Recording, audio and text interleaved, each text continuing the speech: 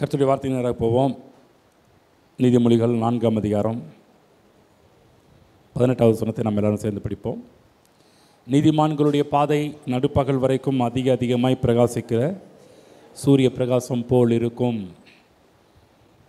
பல வாரங்களாக நீதிமான்களுக்குரிய நன்மைகள், நீதிமான்களுடைய பாதை எப்படிப்பட்டதாக இருக்கும் என்பதை பற்றி தான் பார்த்து கொண்டு வருகிறோம். ஒரு நற்செய்தி என்னவென்றால், இன்றையோடு இந்த செய்தி முடிவடைகிறது. அடுத்த வாரத்திலிருந்து இன்னொரு செய்திக்குள்ள நம்ம போகின்றோம்.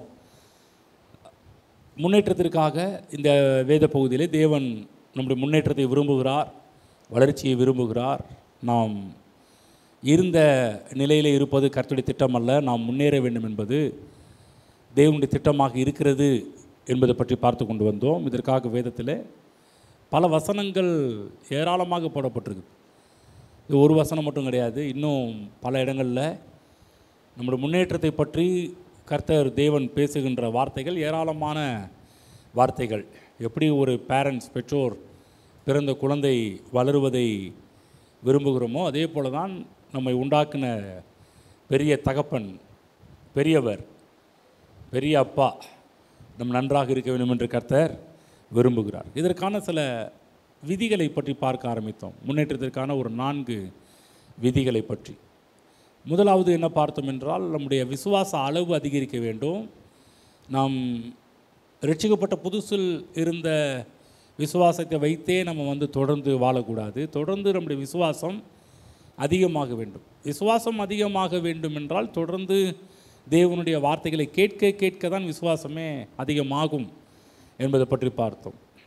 2வது, நம்முடைய மனப்பான்மை மாற வேண்டும். 3வது, புதிய யுக்திகளை கையாள வேண்டும். 4வது, தேவனை கொடுத்த ஒரு புதிய வெளிப்பாடுகளால் ஒவ்வொரு நாளும் நிரம்ப வேண்டும். இதில் நம்ம அதிகமாக கவனம் செலுத்துறது இந்த 2வது பகுதியில் தான் கவனம் செலுத்தி கொண்டு வருகிறோம். நம்முடைய மனப்பான்மை பற்றி தான் நாம் பார்த்து கொண்டு வருகிறோம். நம்முடைய மனப்பான்மை, மனம் மாறினால் வெளியே எல்லாமே மாற ஆரம்பிக்கிறோம். அன்றைக்கு நேரத்தில் நம்ம கிறிஸ்துவ சபை என்ன பண்ணுச்சுன்னா, முதலாவது வெளி தோற்றத்தை மாற்றுவதுக்கு தான் எல்லா பிரயாசம் எடுத்துக்கிட்டு இருக்கிறாங்க. நான் என்ன நம்புகிறேன் அப்படின்னா, முதலாவது உள்ளே மாறினா ஆட்டோமேட்டிக்காக வெளியே மாறிடுவோம் என்று விசுவாசிக்கிறோம். ஏனென்றால் அதுதான் ரூட்டு, அதுதான் வழி, வேறு வழி கிடையாது. உள்ளம் சரியானால் எல்லாமே சரியாயிடும். நம்ம உள்ளம் சரியில்லை, நம்ம வெளிப்பிரகாரத்தை எவ்வளவோ கிறிஸ்தவர்கள் மாற்றி பார்க்குறாங்க, இன்னும் அப்படி தான் இருக்கிறது வாழ்க்கை எல்லாமே. அப்போ என்ன ப்ராப்ளம்னா, உள்ளே நம்ம சரியாகணும். இருதயம் சரியானால் எல்லாமே சரியாக முடியும். எண்ணம் மாறினால் எல்லாமே மாறிடும். இன்றைக்கி நம்ம இதை நம்புகிறோமோ இல்லையோ, உலகத்து மக்கள் அதிகமாக இதை நம்புகிறார்கள். உலகத்தில் இருக்கிற மக்கள் பாருங்கள், இந்த மனதை பற்றி நிறைய படிக்கிறாங்க.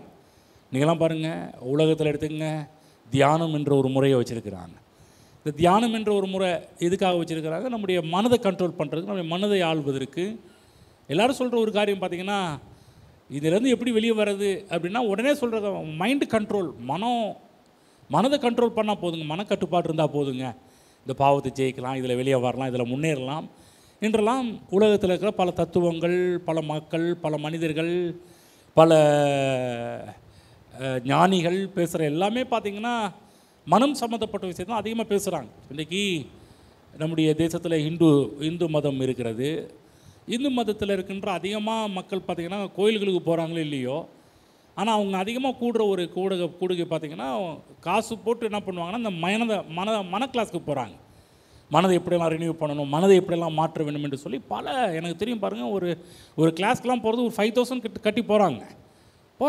யாருங்க? இந்து மக்கள் கோயிலுக்கு போகிறாங்களோ இல்லையோ, ஒரு கிளாஸுக்கு போனாங்கன்னா மைண்டை எப்படியோ கண்ட்ரோல் பண்ணுங்க, மனதை கட்டுப்பாட்டுக்குள்ளே கொண்டு வர வேண்டும் என்று சொல்லி அவங்க என்ன பண்ணாங்கன்னா, அவங்க யோசிக்கிறது கிடையாது. எப்படியாவது ஒரு 5000 கட்டி நம்முடைய மனதை கண்ட்ரோல் பண்ணலாம். நீங்கள் பாருங்கள், உலகத்தில் இருக்கிற மற்ற மக்களுக்கு தெரியும் மனம் எவ்வளவு விலையேற பெற்றது, மனதை எப்படி நம்ம ஆப்ரேட் பண்ணணும், செயல்படுத்த வேண்டும் என்பதெல்லாம் உலகத்தில் நிறைய கற்றுக் கொடுக்கிறார்கள். நல்லா கவனமாக கேளுங்க. அவர்கள் கற்றுக்கொள்வதற்கு மூல காரணமாக இருப்பது என்னவென்றால் இந்த வேத புத்தகம்தான். அவங்களாம் எதுலேருந்து எடுத்து சொல்கிறாங்கன்னா, அவர்கள் சில புஸ்தகத்தை படிக்கிறாங்க. அந்த புஸ்தகமாக யார் எழுதுனா அப்படின்னு பார்த்தீங்கன்னா, எல்லாருமே கிறிஸ்துவ வாழ்க்கையில் எழுதின புஸ்தகம். காப் மேயர்னு ஒருத்தர் இருக்கிறார். அவர் அழகாக அந்த எண்ணங்களை மேம்படுத்துவது எப்படி என்கின்ற பல புஸ்தகத்தை எழுதி வச்சிருக்கிறார். அவருடைய புஸ்தகம் தான் இன்றைக்கி பல இந்துக்களால் வாசிக்கப்பட்டு கொண்டிருக்கிறது. அநேக மக்கள் பாருங்கள், இயேசு கிறிஸ்து ஏற்றுக்கொள்ளாதவங்க கூட பார்த்திங்கன்னா விரும்பி இந்த புஸ்தகத்தை வாங்கி படிக்கிறாங்க. ஆனால் உள்ளே பார்த்திங்கன்னா நீங்கள் எண்ணங்கள் தான் வரும், டாபிக் தலைப்பு எண்ணங்கள் தான் போட்டிருப்பாங்க. ஆனால் உள்ளே பார்த்திங்கன்னா காப்மேயர் நிறையா வசனத்தெல்லாம் மேற்கோள் காட்டியிருப்பார். வசனத்தெல்லாம் ஏகப்பட்ட வேதாகம வசனங்களை மேற்கோள் காட்டியிருப்பார். ஆனால் அது படிக்கிற பைபிள் கொஞ்சம் தெரிஞ்சவங்களுக்கு மட்டும்தான் எங்கெல்லாம் வேதாகம புஸ்தகம், வேதாகம வார்த்தை வருகிறது என்பதை புரிந்து கொள்ள முடியும். அப்போ எல்லாருக்கும் மனதை கண்ட்ரோல் பண்ணுறதுக்கு முக்கியமான ஒரு டூல் என்னென்னா தேவனுடைய வார்த்தை. இந்த வார்த்தை இருந்தால் மட்டும்தான் மனதை நம்ம மறுரூபப்படுத்த முடியும், நம்முடைய மனப்பான்மையை மாற்ற முடியும் என்பதெல்லாம் பார்த்து கொண்டு வருகிறோம். உள்ள மாறினா தான் வெளியே எல்லாமே சரியாகும் என்பதெல்லாம் நம்ம பார்க்க ஆரம்பித்தோம். ஓகேங்களா? இன்றைக்கி ஒரு சில காரியத்தை சொல்லி இன்றைக்கு நான் முடிக்க போகின்றேன். 75ஆம் சங்கீதத்துக்கு போவோம். சங்கீதம் 75. இன்றைக்கு முக்கியமான ஒரு காரியம். என்றைக்குமே ஆரம்பமும் சுவாரஸ்யமாக இருக்கும், முடிவும் கிளைமாக்ஸும் ரொம்ப நல்லா இருக்கும்னு சொல்லுவாங்க எல்லா இடத்துலையுமே. நம்ம அப்படி கிடையாது, எல்லா டாப்பிக்குமே நல்லா தான் இருக்கும். இன்னும் கொஞ்சம் அதிகமாக முடியும் போது கொஞ்சம் சில வார்த்தைகளை சொல்லி முடிப்பதனால இன்றைக்கி இதுவும் சுவாரஸ்யமாக இருக்கும். 75 1ஆம் வசனத்திலிருந்து படிக்கிறேன், எடுத்துக்கொள்ளுங்கள். நம்ம எல்லாருமே சேர்ந்து படிப்போம். உம்மை துதிக்கிறோம் தேவனே, உம்மை துதிக்கிறோம், உமது நாமம் சமீபமாக இருக்கிறது என்று உமது அதிசயமான கிரியைகள் அறிவிக்கிறது. நியமிக்கப்பட்ட காலத்திலே யதார்த்தமாய் நியாயம் தீர்ப்பேன். பூமியானது அதன் எல்லா குடிகளோடும் கரைந்து போகிறது. அதன் தூண்களை நான் நிலைநிறுத்துகிறேன். வீம்புகாரரை நோக்கி வீம்பு பேசாதீங்கள் என்றும், துன்மார்க்கரை நோக்கி கொம்பை உயர்த்தாதிருங்கள் என்றும் சொன்னேன். உங்கள் கொம்பை உயரமாய் உயர்த்தாதிருங்கள், இருமாப்புள்ள கழுத்துடையவர்களாய் பேசாதிருங்கள். கிழக்கிலும் மேற்கிலும் வனாந்திரத்திலும் திசையிலும் இருந்து ஜெயம் வராது. தேவனின் நியாயாதிபதி ஒருவனை தாழ்த்தி ஒருவனை உயர்த்துகிறார். கலங்கி பொங்குகிற மதுபானத்தினால் நிறைந்த பாத்திரம் கர்த்தருடைய கையில் இருக்கிறது, அதில் இருந்து வார்க்கிறார். பூமியில் உள்ள துன்மார்க்கர் யாவரும் அதன் வண்டல்களை உறிஞ்சி குடிப்பார்கள். நானும் என்றென்றைக்கும் இதை அறிவித்து யாக்கோபின் தேவனை கீர்த்தனம் பண்ணுவேன். துன்மார்க்கருடைய கொம்புகளை எல்லாம் வெட்டி போடுவேன், நீதிமானுடைய கொம்புகளோ உயர்த்தப்படும். பாருங்கள், இந்த வேத பகுதியில் திரும்ப ஒரு காரியம் வருகின்ற காரியம், கொம்பு கொம்பு கொம்பு என்று சொல்லக்கூடிய வார்த்தை திரும்ப வருகின்றது. இந்த அதிகாரத்தில் திரும்ப வரக்கூடிய ஒரு வார்த்தையாக இருக்குது. அப்போ கொம்பு என்பது எதை குறிக்கிறது என்று சொன்னால் பலனை குறிக்கின்ற ஒரு காரியமாக இருக்கிறது. அப்போ நம்முடைய எல்லா பகுதியிலையுமே பலன் இருக்க வேண்டும் என்று கர்த்தர் விரும்புகிறார். நம்முடைய ஆவியிலே, நம்முடைய ஆன்மாவிலே, நம்முடைய சரீரத்திலும் பலன் இருக்க வேண்டும் என்று கர்த்தர் விரும்புகிறார். அன்றைக்கி நேரத்தில் பாருங்கள், தேவனுக்காக வாழ்கிறவங்க சில நேரத்தில் நன்றாக இல்லாததுனால முறுமுறுக்க ஆரம்பிச்சிடுறாங்க. அன்றைக்கி நேரத்தில் பாருங்கள், சம்பளம் வாங்குகிற அன்றைக்கி ரொம்ப சந்தோஷமாக இருப்பாங்க, முகத்தில் நல்லா மகிழ்ச்சியாக இருக்கும். வெள்ளிக்கிழமை பாருங்கள், நம்ம ஊரில் வெள்ளிக்கிழமையாக இருந்தால் ரொம்ப பிரைட்டாக இருக்கும். இந்த சனிக்கிழமை ஞாயிற்றுக்கிழமை உண்மையிலே திங்கக்கிழமை பார்த்திங்கன்னா அப்படியே முகம்லாம் அப்படியே தொங்க போட்ட முகமாக மாறிடும், சோர்ந்து போயிடும். என்ன பண்ணுறது ஏது பண்ணுறது தெரியாமல் முழிச்சிக்கிட்டு இருப்பாங்க. அன்றைக்கி நேரத்தில் சில காரியங்கள் இல்லாததுனால நம்ம உடனே பண்ணுற ஒரு விஷயம் முறுமுறுக்க ஆரம்பிச்சிடும். கவனமாக இருங்க தேவ பிள்ளைகளே, இந்த வசனத்தை கேட்டுக்கொண்டிருக்கிற தேவனுடைய ஜனமே, மக்களே, உங்களுக்கு சொல்கிறேன், சில காரியம் இல்லை என்று சொன்ன உடனே முறுமுறுக்காதீர்கள். முறுமுறுப்பு மிகப்பெரிய ஒரு ஆபத்தான ஒரு காரியம். எப்போதுமே கிடைத்ததற்காக நன்றி சொல்லுங்கள். நமக்கு அந்த பழக்கமே இல்லை. சின்ன விஷயமாக இருக்கட்டும், சின்ன காரியமாக இருக்கட்டும், தேங்க்ஸ் சொல்லுங்கள், நன்றி சொல்லுங்கள். நான் அடிக்கடி சொல்கிற ஒரு காரியம், நன்றி சொல்ல பழகி கொள்ளுங்கள். சின்ன விஷயத்துக்காக, இதுவரை கிடைச்சதுக்காக நன்றி சொல்லுங்கள். நீங்கள் நன்றி சொல்ல அடுத்த கதவை ஓப்பன் பண்ணுறீங்க, அடுத்த நன்மைக்கான கதவை ஓப்பன் பண்ணுறீங்க, அடுத்த வாரத்துக்கான நன்மைகளை ஓப்பன் பண்ணுறீங்க, அடுத்த மாதத்திற்கான நன்மைகளை ஓப்பன் பண்ணுறீங்க. இன்றைக்கு நம்ம என்ன பண்ணுறோம், ஒரு சின்ன விஷயத்தை, சின்ன காரியத்துக்கு நன்றி சொல்ல மறந்துடுறோம். நான் சொல்கிற தேவ பிள்ளைகளே, உங்கள் வீட்டில் எந்த ஒரு சின்ன பொருள் இருந்தால் கூட அதுக்காகவும் நீங்கள் நன்றி சொல்ல ஆரம்பிக்க வேண்டும். அன்றைக்கி நேரத்தில் என்ன பண்ணுவோம், இது எதுக்கு, இது என்னத்துக்கு, இதை வச்சுக்கிட்டு நான் என்ன பண்ணுறது, இதை வச்சுட்டு ஒன்றுமே பண்ண முடியாது. முதல்ல கிடைச்சதுக்கு நன்றி சொல்லுங்கள், இருக்கிறதுக்கு நன்றி செலுத்துங்க. அடிக்கடி எங்கள் பெரிய பையன் பாருங்கள், அவன் ஃபோனு கொஞ்சம் மெமரிலாம் கம்மியாக இருக்கும், அடிக்கடி திட்டே இருப்பான், இந்த ஃபோனுன்னுவான். நான் சொல்கிறேன், முதல்ல இதையாவது கர்த்தர் கொடுத்துருக்கிறாரில்ல, அதுக்காவது முதலாவது நன்றி சொல்ல ஆரம்பி. எப்போ பார்த்தாலும் திட்டிகிட்டே இருந்தால் நீ எதிர்பார்க்குற ஐஃபோன்லாம் உன் பக்கம் எட்டியே பார்க்காதுப்பா. முதல்ல கிடைச்ச இதுக்காக ஸ்தோத்திரம் பண்ண ஆரம்பி, நன்றி சொல்ல ஆரம்பி.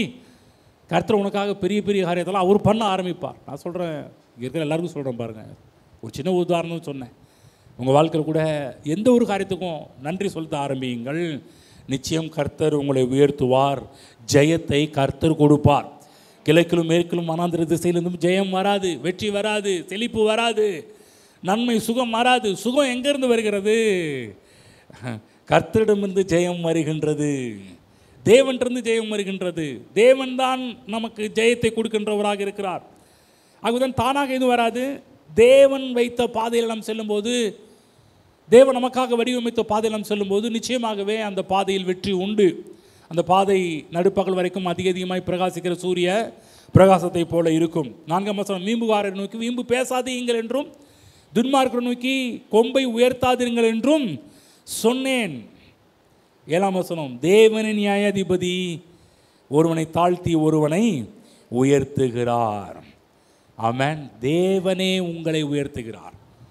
நீங்கள் உங்களை உயர்த்தாதீர்கள், தேவன் உங்களை உயர்த்துவார். வீம்புகாரரை நோக்கி வீம்பு பேசாதீங்கள், துன்மார்க்கரை நோக்கி கொம்பை உயர்த்தாதீர்கள்.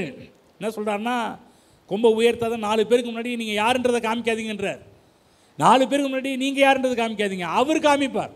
எப்போதுமே நம்முடைய மனிதனுடைய மனது பார்த்தீங்கன்னா, நம்ம யாருன்றதை உலகத்துக்கு காமிச்சு வரணும். நம்முடைய ஸ்டேட்டஸை காமிச்சு வரணும், நம்முடைய தகுதியை காமிச்சு வரணும், நம்முடைய திறமைகளை காமிச்சு வரணும். தயவுசெய்து சொல்கிறேன், இங்கே இருக்கிற யாரும் அந்த முயற்சியில் எடுக்காதீங்க. உங்களை இந்த உலகத்துக்கு, வெளி உலகத்துக்கு கொண்டு வருகிறவரே நம்முடைய தேவனாகிய கர்த்தர். அவர் உங்களை உயர்த்துவார், அவர் உங்களை கொண்டு வருவார். நீங்கள் கொம்பை உயர்த்தாதிருங்கள். பாருங்கள், ஒரு காலகட்டத்தில் சவுல் என்ற ஒரு ராஜா இருந்தார் பாருங்கள். முதல் இஸ்ரவேல் சாம்ராஜ்யத்தின் முதல் ராஜா சவுலை தேவன் அழைக்கும் போது ரொம்ப சவுல் தன்னையே தாழ்த்தினான். அன்று நான் போய் என்னால் முடியாது ஒழிஞ்சுக்கிட்டான் பாருங்கள். திரும்ப இல்லை அவன் தான் சொல்லி சவுலை உயர்த்துறாரு. உயர்த்தப்பட்ட உடனே பார்த்தீங்கன்னா பெருமையில் அவனாக மாற ஆரம்பிச்சிட்டான். அதான் பிரச்சனையே பெருமை வர ஆரம்பிச்சிச்சு. பெருமை வர ஆரம்பிச்சுன்னு உள்ளே டவுன் ஆகிட்டான் பாருங்கள். ஆரம்பத்தில் பாருங்கள் தாழ்மையாக இருந்தார். ஆண்டவரே, நான் போய் எப்படி தேசத்தை ஆள்றது? நான் எப்படி எங்கள் இது ரொம்ப சின்ன பகுதியாச்சு, சின்ன ஆளாச்சே, எப்படி நாங்கள் போய் ஆள்றது? இல்லைப்பா, கர்த்தர் உன்னை தான் தலைவர் பண்ணியிருக்கிறார், நீ தான் ஆளணும், கர்த்தர் உன்னை உயர்த்துகிறார்னு சொல்லி சாமுவேல் மூலமாக தேவன் சவுலை தேர்ந்தெடுத்து இஸ்ரவேல் சாம்ராஜ்யத்துக்கு ராஜாவாக மாற்றினார். ஆனால் ஒரு காலகட்டம் வரும்போது எந்த சவுலை தேவன் உயர்த்தினாரோ அந்த சவுல் பெருமை உள்ளவனாக மாறினார். ஒரு வசனம் படிப்போம். நீதிமொழிகள் 22ஆம் அதிகாரம் 2ஆம் வசனம். 22:2 ஐஸ்வர்யவானும் தரித்திரனும் ஒருவர் சந்திக்கிறார்கள், அவர்கள் அனைவரையும் உண்டாக்கினவர் கர்த்தர். நல்லா புரிஞ்சுக்கணும், எல்லாரையும் உண்டாக்கினவர் கர்த்தர். நம்ம நிறையா இருக்கிற உயர்த்தக்கூடாது, நம்ம மனதுக்குள்ளே கொண்டு வரணும். எல்லாரையும் உண்டாக்கின பெரிய ஆளே உண்டாக்குனவர் தான். ஐஸ்வர்யனும் தரித்திரனும் ஒருவர் சந்திக்கிறார்கள், அவர்கள் அனைவரையும் உண்டாக்கினவர் கர்த்தர். நான் சொல்ல தேவ பிள்ளைகளை, நீங்கள் உங்களை தாழ்த்தும் போது தேவன் நிச்சயமாக உங்களை உயர்த்துவார். உயர்வு, முன்னேற்றம், வர விருத்தி எந்த இடத்துல இருக்குதுன்னா, நம்மை தாழ்த்தும் போது உயர்வு தானாக வர ஆரம்பிச்சிடும். உயர்வை தேடி நீங்கள் போக வேண்டாம். உயர்வை தேடுறதுக்கு முன்னாடி நம்ம புரிஞ்சுக்கணும், எந்த அளவுக்கு நாம் தாழ்மையாக இருக்கிறோமோ உயர்வு உங்களை தேடி வர ஆரம்பிக்கும். வேதத்தில் கூட லூக்கா புஸ்தகம் 14ஆம் அதிகாரம் போய்க்குங்க. அங்கே கர்த்தராகிய இயேசு கிறிஸ்து அழகான ஒரு சம்பவத்தை அங்கே சொல்லி தேவனுடைய ராஜ்யத்தில் உயர்த்துவதற்கும் அதிமுக்கியமான ஒரு காரியத்தை இயேசு கிறிஸ்து கற்றுக் கொடுக்கிறதை இந்த பகுதியில் பார்க்கும். 7ஆம் வசனம், 14ஆம் அதிகாரம் 7ஆம் வசனம் படிக்கிறேன். நானே படிச்சிடுறேன். விருந்துக்கு அழைக்கப்பட்டவர்கள் பந்தியில் முதன்மையான இடங்களை தெரிந்து கொண்டதை அவர் பார்த்து அவர்களுக்கு ஒரு ஓமையை சொன்னார். ஒருவனால் கல்யாணத்துக்கு நீ அழைக்கப்பட்டிருக்கும் போது பந்தியில் முதன்மையான இடத்தில் உட்காராதே. உன்னிலும் கனமுள்ளவன் ஒருவேளை அவனால் அழைக்கப்பட்டிருப்பான். அப்பொழுது உன்னையும் அவனையும் அழைத்தவன் உன்னிடத்தில் வந்து இவனுக்கு இடம் கொடு என்பான். அப்பொழுது நீ வெட்கத்தோடு தாழ்ந்த இடத்திற்கு போக வேண்டியதாய் இருக்கும். நீ அழைக்கப்பட்டிருக்கும் போது போய் தாழ்ந்த இடத்தில் உட்காரு.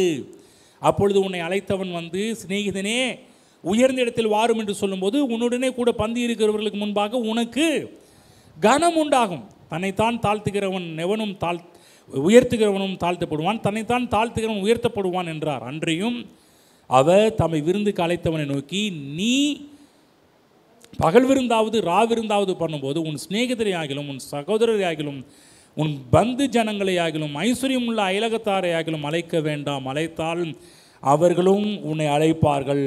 அப்பொழுது உனக்கு பதிலுக்கு பதில் செய்ததாகும். நீ விருந்து பண்ணும்போது ஏழைகளையும் ஊனரையும் சப்பானிகளையும் குருடையும் அழைப்பாயாக. அப்பொழுது நீ பாக்கியமான இருப்பாய். அவர்கள் உனக்கு பதில் செய்ய மாட்டார்கள். நீதிமான்களின் உயிர்த்தெழுதலில் உனக்கு பதில் செய்யப்படும் என்றார். இந்த பகுதியில் பார்க்குறோம், என்ன சொல்கிறாருன்னா, தாழ்மையை பற்றி போதிக்கிறாரு. தன்னைத்தான் உயர்த்துகிறவன் தாழ்த்தப்படுவான், தன்னைத்தான் தாழ்த்துகிறவன் உயர்த்தப்படுவான்.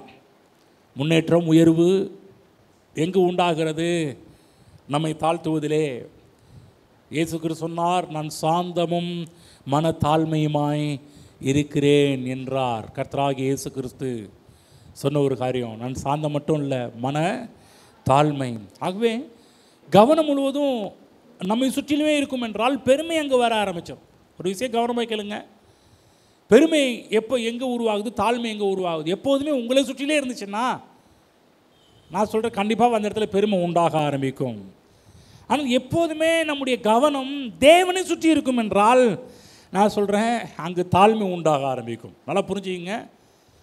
தாழ்மை பெருமை எப்படி உண்டாகுது?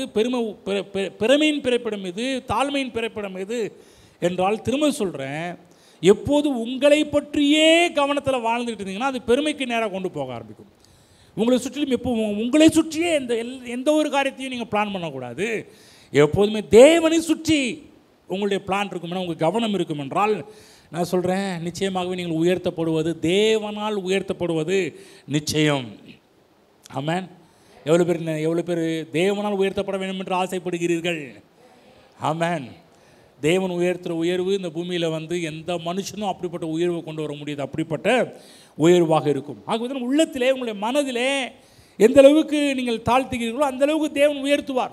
முதலாவது நம்ம என்ன பண்ணுறோம்னா, வெளிப்பிரகாரமாக நம்ம என்ன தாழ்மையை கொண்டு வர முயற்சி பண்ணுறோம். தாழ்மை முதல்ல வெளியே வராது. தாழ்மை முதலாவது நம்முடைய மனதிலே உருவாக வேண்டும்.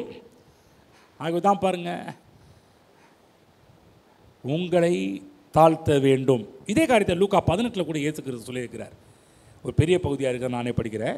லூக்கா 18ஆம் அதிகாரத்துக்கு போய்க்குங்க. அங்கே 9ஆம் வசனத்தில் நான் படித்து காமிக்கிறேன். 18ஆம் அதிகாரம் 9ஆம் வசனம். இங்கேயும் பார்த்தீங்கன்னா இந்த பெருமை தாழ்மை எங்கே ஸ்டார்ட் ஆகுது, எங்கேருந்து வருதுன்றதை பற்றி பேசுகிறார். 9ஆம் வசனத்திலிருந்து, அன்றியும் தங்களை நீதிமான்கள் என்று நம்பி மற்றவர்களை அற்பமாய் எண்ணின சிலரை குறித்து அவர் ஒரு ஓமையை சொன்னார். 2 மனுஷர் ஜெபம் பண்ணும்படி தேவாலயத்துக்கு போனார்கள். ஒருவன் பரிசேயன், மற்றவன் ஆயக்காரன். பரிசேயன் நின்று, தேவனே, நான் பரிகாரர், அநியாயக்காரர், விபச்சாரக்காரர் ஆகிய மற்ற மனுஷரை போலவும் இந்த ஆயக்காரனை போலவும் இராததினால் உம்மை ஸ்தோத்திரிக்கிறேன். வாரத்தில் 2 தரம் உபவாசிக்கிறேன். என் சம்பாத்தியத்தை எல்லாம் தசமபாகம் செலுத்தி வருகிறேன் என்று தனக்குள்ளே ஜெபம் பண்ணினான். ஆயக்காரன் தூரத்தில் நின்று தன் கண்களையும் வானத்துக்கு ஏறெடுக்க துணியாமல் தன் மார்பிலை அடித்து கொண்டு, தேவனே, பாவியாக என் மேல் கிருபையாயிரும் என்றான். 14ஆம் வசனம் சேர்ந்து படிப்போம். அவன் அல்ல, இவனே நீதிமானாக்கப்பட்டவனாய் தன் வீட்டுக்கு திரும்பி போனான் என்று உங்களுக்கு சொல்லுகிறேன். ஏனெனில் தன்னை உயர்த்துகிறவன் எவனும் தாழ்த்தப்படுவான், தன்னை தாழ்த்துகிறவன் உயர்த்தப்படுவான் என்றார். நல்லா கவனிச்சிங்க.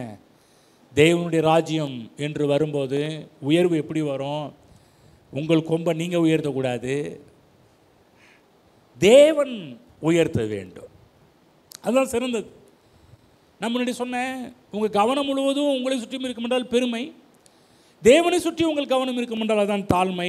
இன்னொரு காரியம் பார்த்தீங்கன்னா, இன்னொரு விஷயம் சொல்கிறேன், இந்த இடத்துலேருந்து உங்களுக்கு இன்னொரு காரியம் சொல்கிறேன். பெருமை என்ன, தாழ்மை என்ன?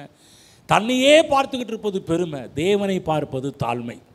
இந்த பரிசேயன் தன்னை பார்த்து பார்த்து பேசுகிறான். நான் இப்படிப்பட்டவனா, அப்படிப்பட்டவனா, இதை செய்கிறேன், அதை செய்கிறேன். சில இடத்துல பாருங்கள், நம்ம பண்ணுற ஜபமே நமக்கு பெருமையாக மாறிடுது. சில இடத்துல நம்ம படிக்கிற பைபிள் வசனம் கூட சில இடத்துல பெருமையாக மாறிடுது. ஏன்னா இப்படி படிச்சிட்டோம், இதை செஞ்சிட்டோம், அதை செஞ்சிட்டோம், இதை செஞ்சிட்டோம்னு சொல்லி நம்ம சுற்றிலுமே இருக்குது. இல்லை, நம்மை சுற்றி இருக்கக்கூடாது. நம்மை பார்த்து எந்த ஒரு காரியம் பண்ணக்கூடாது. தேவனை பார்த்து செய்வது தான் தாழ்மை. தேவனை பார்த்து வாழ்கின்ற ஒரு வாழ்க்கை தாழ்மை. ஆமென். இவன் சொல்கிறான் பாரு, அவன் மற்றவனை பார்த்து அவன் செஞ்சது தப்பு, நான் செய்கிறதால ரைட்டு, நான் பண்ணுறதா சரி. எப்போதுமே தன்னை மையமாக வைத்து, இன்றைக்கி உலகத்தில் எடுத்துங்க, நிறைய பேரை பார்க்குறோம் தங்களை மையமாக வச்சு தான் எல்லா காரியத்தையும் பண்ணிகிட்டு இருப்பாங்க. தன்னை மையமாக வச்சு எந்த ஒரு காரியத்தையும் பண்ணுவாங்க. நான் சொல்கிறேன், அவைகள் பெருமை. தேவனை மையமாக வைத்து எந்த ஒரு காரியம் செஞ்சு பாருங்கள், அங்கே தாழ்மை, தேவன் அந்த இடத்துல உயர்வு சுலபமாக வரும். உயர்வு உங்களை தேடி வரும். உயர்வை தேடி நீங்கள் போக வேணாம், உயர்வு உங்களை தேடி வரும். அவர்தான் தேவன் நம்மை நீதிமானாக்குகிறார் என்றால் நம்ம ஆம் என்று சொல்லணும், ஆமேன்னு சொல்லணும். ஆண்டவர் நீர் என் நீதிமானாக்குகிறார், நீர் என்னை உயர்த்துகிறவர்.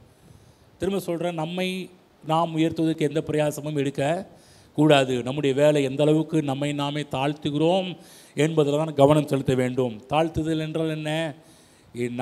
அதாவது நம்முடைய கவனம் முழுவதும் நம்மை சுற்றி இருக்காமல் நம்முடைய கவனம் முழுவதும் தேவன் மேலே இருக்கணும். நம்ம பார்ப்பது நம்மை பார்த்து எந்த ஒரு காரியத்தை பண்ணாமல் தேவனை பார்த்து செய்வது தான் தாழ்மைக்கு நேராக கொண்டு போகும்.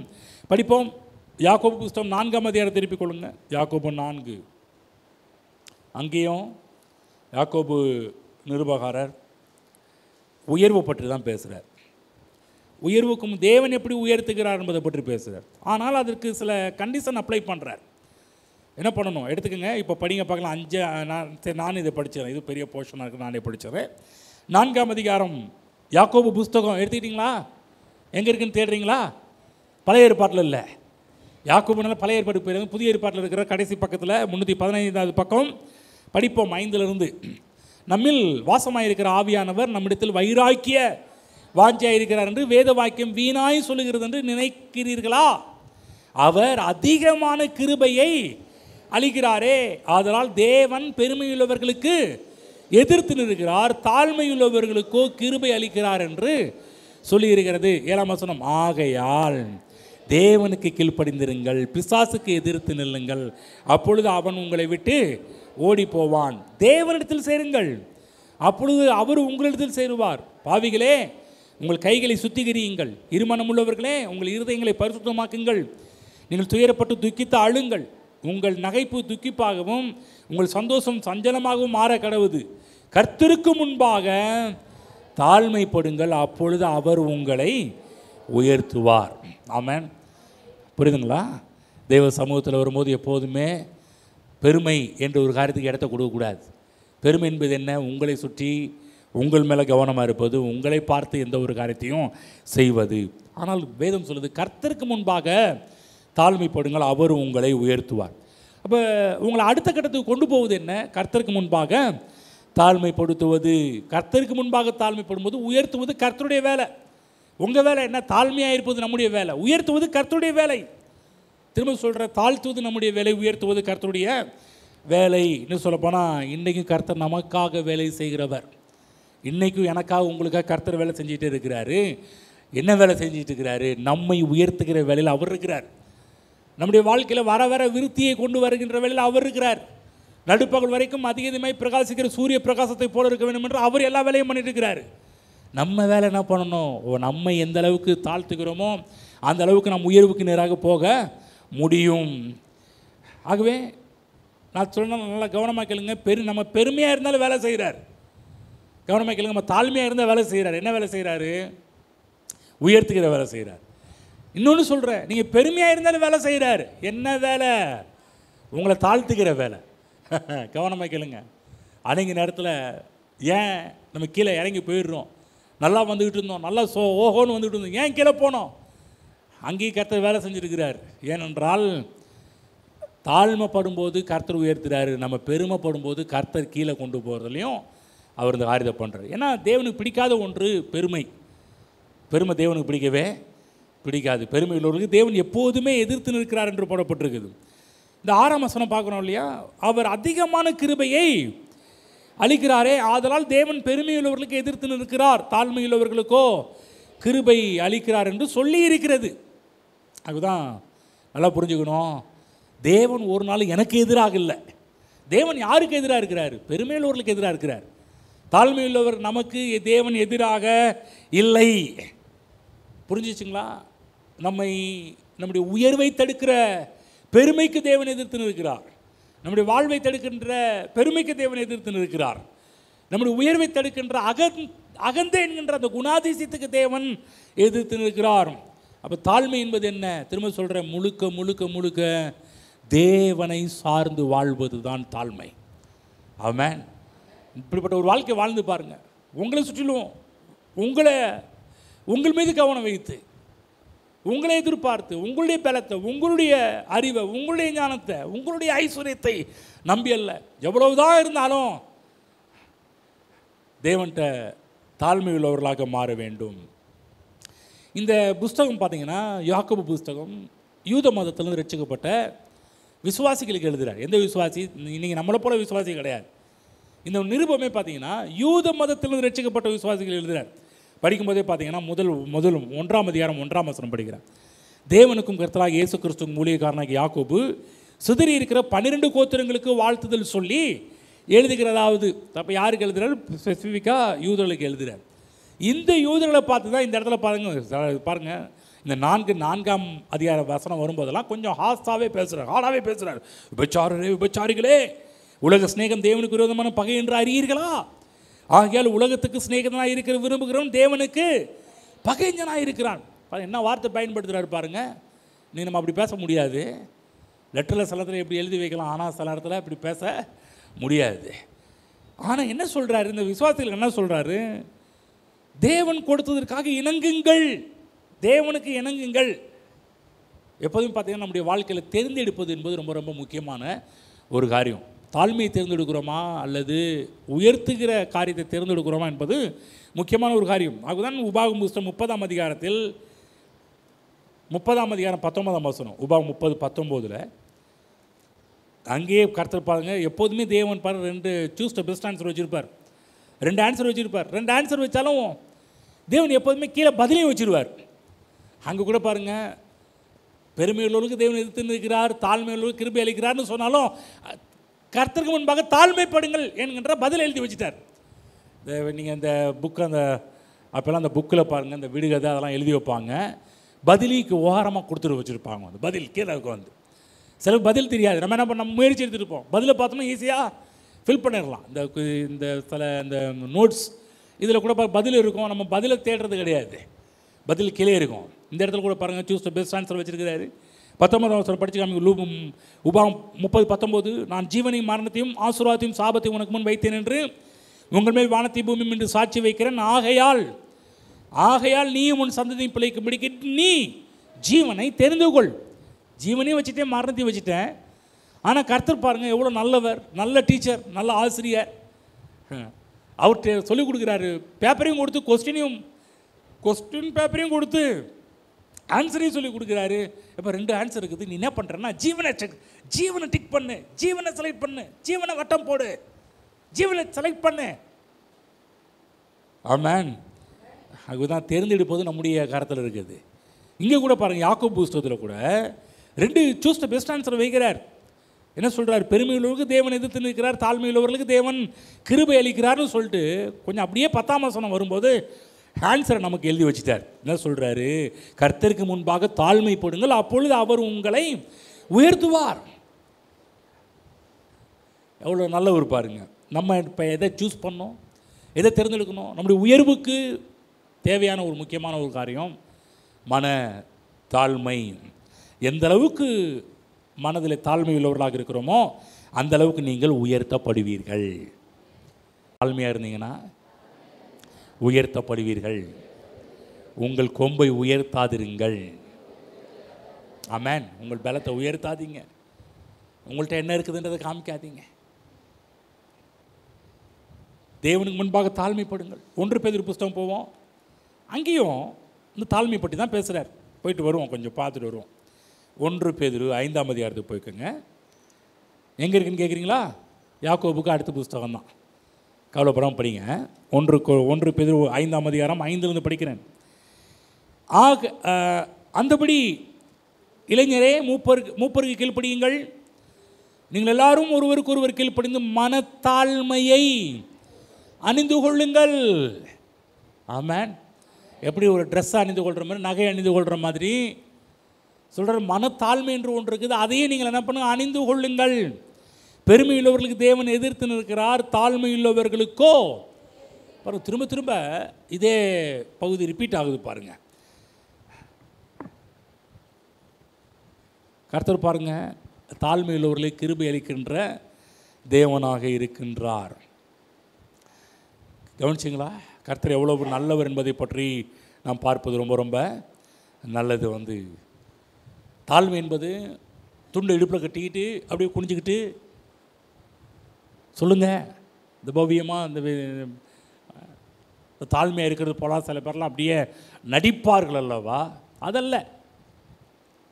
பக்கத்தில் சொல்லுங்கள், நடிக்காதீர்கள். சில ஸ்தோத்திரம் பிரதர் அவங்க சொல்கிறது அந்த விதத்தை பார்த்தாலே அந்த பைபிளை கொண்டு வந்து பவ்யமாக பைபிளை வச்சுக்கிட்டு இந்த ஸ்தோத்திரம் பண்ணுறது அப்படி வராத விதம்.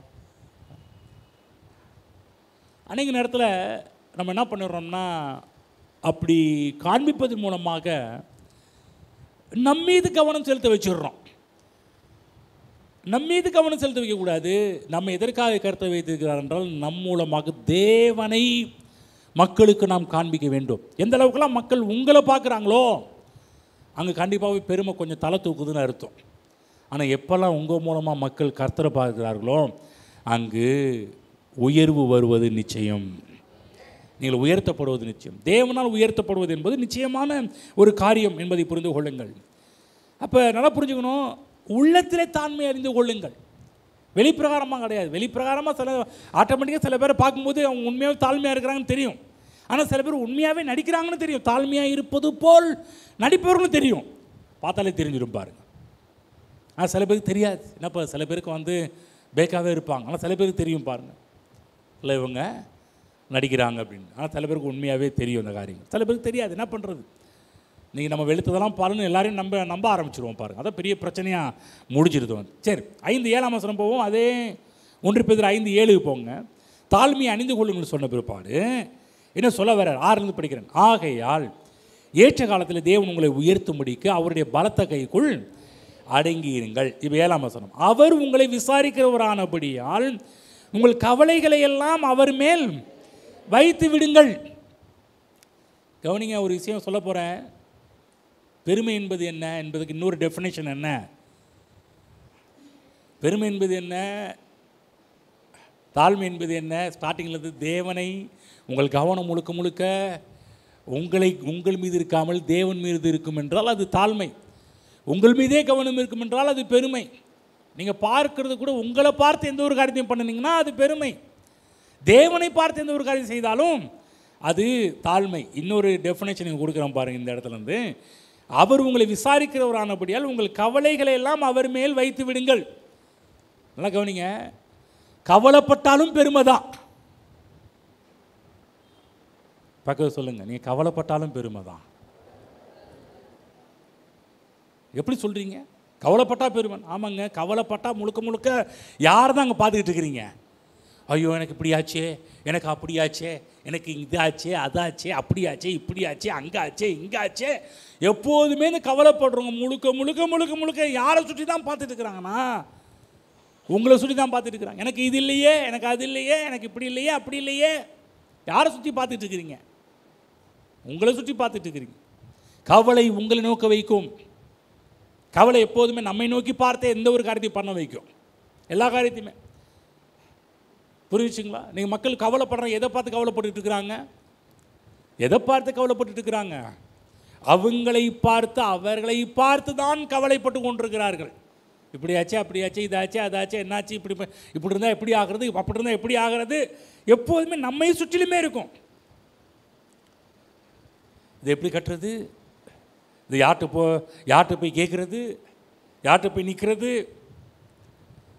கவலை எப்போதுமே அவர்களை சுற்றிலே இருக்கும், உங்களை சுற்றிலும் இருக்கும். திரும்ப சொல்கிறேன், கவலைப்படுவது பெருமைக்கு அடையாளம். என்னங்கய்யா இப்படி சொல்லி? காலையில் கூட கவலைப்பட்டு தான் வந்தோம், என்ன பண்ணுறதுன்னு தெரியலையே. வீட்டில் வேறு நான்வெஜ் மட்டன் எடுக்கணும், சிக்கன் எடுக்கணும், அது எடுக்கணும், இது எடுக்கணும், என்ன பண்ணுறதுன்னு தெரியலையே. ஆனால் ஒரு விஷயம் கவனமாக கேளுங்க, திரும்ப சொல்கிற கவலைப்படுவது ஒரு விதத்தில் அது பெருமைக்கு அடையாளமாக இருக்குது. ஆனால் அதே இடத்துல இப்போ தேவைகள் வரும்போது கர்த்தர் பார்த்து கொள்வார் என்று அந்த இடத்துல நிற்கும்போது அது தாழ்மைக்கு நேரம் அவங்களை கொண்டு போக ஆரம்பிச்சிடும். உங்களுக்கு தேவைகள் இருக்குது. எனக்கு இன்றைக்கி தேவையில்லாத ஆட்கள் யாருமே இல்லை, பிரச்சனை இல்லாத ஆட்கள் யாருமே இல்லை. யாராவது பிரச்சனை இல்லாமல் இருக்கிறீங்களா? தேவை இல்லாமல் இருக்கிறீங்களா? கஷ்டம் இல்லாமல் இருக்கிறீங்களா? ஏதாவது ஒரு விதத்தில் நம்ம ஏதாவது ஒரு காரியத்தில் மாட்டிக்கிறோம். ஆனால் அந்த நேரத்தில் நம்முடைய முழு கவனத்தையும் தூக்கி கர்த்தர் பார்த்து கொள்வார். கர்த்தர் தேவையை சந்திப்பார். இந்த விஷயத்தில் கர்த்தர் என்னைக்கு நீங்கள் உங்கள் லைனில் உங்களை பார்த்து ஐயோ இப்படியாச்சு அப்படியாச்சுன்னு சொல்லி உங்களை நோக்கி பார்த்தே கவலைப்பட்டுட்டு இருந்தீங்கன்னா, திரும்ப சொல்கிறேன், அது பெருமை. ஆனால் அவ்வளோ கவலைகள் மத்தியிலேயும் பிரச்சனைகள் மத்தியிலேயும் இந்த சூழ்நிலை கர்த்தர் பார்த்து கொள்வார். கர்த்தர் எனக்கு உதவி செய்வார். கர்த்தர் என்னை கண் கலங்க விட மாட்டார். கர்த்தர் என்னை கைவிட மாட்டார். கர்த்தர் என்னை தூக்கி நிறுத்துவார். எனது முகம் வெட்கம் அடைவதில்லை, எனது முகம் செத்து போவதில்லை. கர்த்தர் எனக்காக யாவையும் செய்து முடிக்கப் போகிறார் என்று சொல்லி முழுக்க முழுக்க முழுக்க தேவனை சார்ந்து கொள்கிறோம் பாருங்க, அது அவங்கள தாழ்மைக்கு நேராக கொண்டு போக ஆரம்பிச்சிடும். ஆமென். கவனமாக இருங்க. கவலைப்படுற நேரத்தில் ஏதோ பிரச்சனைகள் ஏதாவது தேவைகள் வர நேரத்தில் முழுக்க முழுக்க உங்களை சுற்றி என்ன பண்ணுறது, நான் அந்த அந்த நான் முழுக்க முழுக்க அந்த கவலை வரும்போதெல்லாம் அவங்க யாரை நான் என்ன பண்ணுறது, நான் என்ன செய்கிறது, நான் நான் நான் நான் நான் நான் திரும்ப சொல்கிறேன், உங்களை சுற்றிலும் எந்த ஒரு காரியத்தை அமைத்தாலும் அது உங்களை பெருமைக்கு நேராக கொண்டு போகும். இந்த சூழ்நிலையில் கர்த்தனுக்காக செய்வார், கர்த்தனுக்காக பார்த்து கொள்வார் என்று சொல்லி முழுக்க முழுக்க ஆண்டவரே இந்த சூழ்நிலை எனக்கு தெரியும், ஆனால் இந்த சூழ்நிலையில் நீர் எனக்கு எப்படி உதவி செய்ய போகிறீர்? யாக்கோபு என்னும் சிறு பூச்சியை பயப்படாதே, கர்த்தர் உனக்கு துணை நிற்கிறார். ஆமென். தேவன் மை சப்ளையர், தேவனின் தேவைகளை சந்திக்கிறவர். எனக்கு எவ்வளோ தேவை இருக்குது அவ்வளோ தேவையை அவரால் சந்திக்க முடியும் என்று சொல்லி முழுக்க முழுக்க முழுக்க நம் தேவனை என்றைக்கு சார்ந்து கொள்கிறோமோ அன்றைக்கு தாழ்மையை அணிந்து கொள்கிறீர்கள். கவனமாக இருக்கணும். கவலைப்பட ஏதாவது சில உங்கள் வாழ்க்கையில் இல்லாத காரியங்கள் வரும்போதெல்லாம் நான் என்ன பண்ணுறது, நான் என்ன செய்கிறது, நான் எங்கே போகிறது, நான் யார்கிட்ட போய் நிற்கிறது என்று சொல்லி முழுக்க முழுக்க நான் என்ற ஒரு காரியம் உள்ளே வந்துட்டாலே அவுட்டு. சில பேர் கவலைப்பட்டே செத்து போகிறது இதுதான். ஏன் சில சொல்லுவாங்க கவலைப்படுறாங்க, அவங்க எப்படிங்க சாக முடியும்? ஆமாங்க, கவலைப்படுறவங்க முழுக்க முழுக்க நான் நான் நான் என்று சொல்லி பிசாசு அந்த லைனில் அவங்கள கொண்டு போய் அந்த பெருமைகளை கொண்டு போய் அவங்கள என்ன பண்ணிடுவோம், ஒன்றும் இல்லாமல் ஆக்கி விடுவான். ஆக கொஞ்சம் கவனமாக இருக்கணும். உங்களுடைய எல்லா பிரஷரையும் கர்த்தர் மேலே வைங்க, உங்கள் எல்லா அழுத்தத்தையும் கர்த்தர் மீது வையுங்கள். நிச்சயமாக அவரை விசுவாசி உனக்கெல்லாம் வாய்க்கும், என் தேவனால் கூடாதது ஒன்றும் இல்லை. எந்த சிச்சுவேஷன் எந்த ஒரு சூழ்நிலை வந்தாலும் அந்த நேரம் தைரியம் பண்ணிக்கணும். என் தேவன் இருக்கிறார், என் தேவன் பெரியவர், அவர் நிச்சயம் என் தேவைகளை சந்திப்பார், என்னை தலை குனிய விடமாட்டார், தலை நிமிர்ந்து நடக்க பண்ணுற தேவன். இந்த காரியத்தை நான் எப்படி செய்வேன் எனக்கு தெரியாது, ஆனால் கர்த்தர் எனக்காக இந்த காரியத்தை அழகாக அவர் செய்து முடிப்பார். ஆமென். சிச்சுவேஷன் சூழ்நிலைகள் உங்களுக்கு சாதகமாக இல்லாமல் இருக்கலாம், சாதகமாக இல்லாத சூழ்நிலையை உங்களுக்கு எப்படி சாதகமாக்குவது என்றால் அந்த இடத்துல இருந்து சொல்லணும், கர்த்தர் இந்த காரியத்தை எனக்காக பார்த்து கொள்வார். ஆமென். புரியுதுங்களா? இப்போ எடுத்து படிப்போம். சகரியா புஸ்தகம் போவோம். 4ஆம் அதிகாரம் போயிருக்கணும். சகரியா 4 அங்கு உயர்வு பற்றியும் தாழ்மை பற்றியும் போதிக்கிற ஒரு காரியத்தை படிச்சுட்டு வருவோம். சகரியா 4ஆம் அதிகாரம் என்று சொன்ன உடனே எல்லாருக்கும் டக்குன்னு ஞாபகத்துக்கு வரணும். என்ன ஞாபகத்துக்கு வரணும்? சகரியா 4:6 அப்படின்னு சொன்னாலே எல்லாருக்கும் டக்குன்னு ஞாபகத்துக்கு வரக்கூடிய ஒரு வசனம் என்னென்னா படிப்போம். 4ஆம் அதிகாரம் 6ஆம் வசனம் சேர்ந்து படிப்போம். எடுத்துக்கிட்டீங்களா? சகரியா எங்கே இருக்கிறாருன்னு கேட்குறீங்களா? பாஸ்டர் எங்கள் சர்ச்சில் சகரியான்னு பேர் உள்ளவங்க யாரும் இல்லை, இந்த சர்ச்சில் யாரும் சகரியா பேர் இனிமேல் வச்சாதான் பாஸ்டர். சரி பரவாயில்ல, பைபிளில் இருக்கிறார் சகரியா. இப்போ எடுத்துக்கிட்டீங்களா? எடுத்தாச்சா? சகரியா 4:6 படிப்போம். அப்பொழுது அவர் செருபாபேலுக்கு சொல்லப்படுகிற கர்த்தருடைய வார்த்தை என்னவென்றால், பலத்தினாலும் அல்ல பராக்கிரமத்தினாலும் அல்ல என்னுடைய ஆவியினாலேயே ஆகும் என்று சேனைகளின் கர்த்தர் சொல்லுகிறார். ஆமென். என்ன ஒரு தைரியம், என்ன ஒரு விசுவாச காரியத்தை சொல்கிறாரு. இந்த ஜனங்கள் சிறையிருப்புலேருந்து, பாபிலோனின் சிறையிருப்புலேருந்து வெளியே வராங்க. மிகப்பெரிய ஒரு காரியத்தை தேவன் அவங்க மத்தியில் செய்து மிகப்பெரிய ஒரு காரியத்தில் வெளியே வராங்க. தானியேலுடைய காலகட்டத்தில் அவங்க பாபிலோனில் இருக்கிறாங்க. சிறையிருப்பின் காலம் 70 ஆண்டு முடிஞ்சு அங்கேருந்து வெளியே வராங்க. சிறையிருப்பின் வெளியே வராங்க. இப்போ யாருடைய தலைமையின் கீழாக? செருபாபேலுடைய தலைமையின் கீழாக வராங்க. பெரிய பிரச்சனை. படிங்க 7ஆம் வசனம். பெரிய பெரிய பெரிய பிரச்சனை, இவங்க பெரிய எதிர்ப்புகள். பெரிய பர்வதமே, 7 படிப்போம். பெரிய பர்வதமே நீ எம்மாத்திரம். செருபாபேலுக்கு முன்பாக நீ சமபூமி ஆவாய், தலைக்கலை அவன் கொண்டு வருவான், அதற்கு கிருபை உண்டாவதாக கிருபை உண்டாவதாக என்று ஆர்ப்பரிப்பார்கள் என்றார். கவனமாக கேளுங்க. அவர் சொல்கிறாரு, பெரிய பிரச்சனை, பெரிய கஷ்டம். நீங்கள் சொல்லணும், பெரிய பருவதமே நீ எம்மாத்திரம், பெரிய கஷ்டமே நீ எம்மாத்திரம், பெரிய தேவையே நீ எம்மாத்திரம், பெரிய வியாதியே நீ எம்மாத்திரம், பெரிய கடன் தொல்லையே நீ எம்மாத்திரம். உங்கள் வாழ்க்கையில் என்ன பிரச்சனை எனக்கு தெரியாது, ஆனால் கர்த்தருக்கு தெரியும். நீங்கள் சொல்லணும், நீ எம்மாத்திரம். உங்கள் பிரச்சனையை பார்த்து சொல்லணும், நீ எம்மாத்திரம். உங்கள் பிரச்சனையை பார்த்து நீங்கள் சொல்லுங்கள் பார்க்கலாம். தைரியமாக உங்கள் மனசுக்குள்ளே கூட சொல்லலாம், சத்தமாக சொல்லணும், பெரிய என் பிரச்சனை எம்மாத்திரம். என்ன சொல்ல, உங்கள் பிரச்சனையே இல்லையா, கஷ்டமே இல்லையா, கடனே இல்லையா, வியாதியே இல்லையா? ஹலோ, இருக்குதுல்ல. இப்போ சொல்லுங்கள் பார்க்க, பார்த்து சொல்லுங்கள், கடனே நீ எம்மாத்திரம். நான் சொல்ல உங்கள் பிரச்சனையை பார்த்து நீங்கள் சொல்லுங்கள். வந்து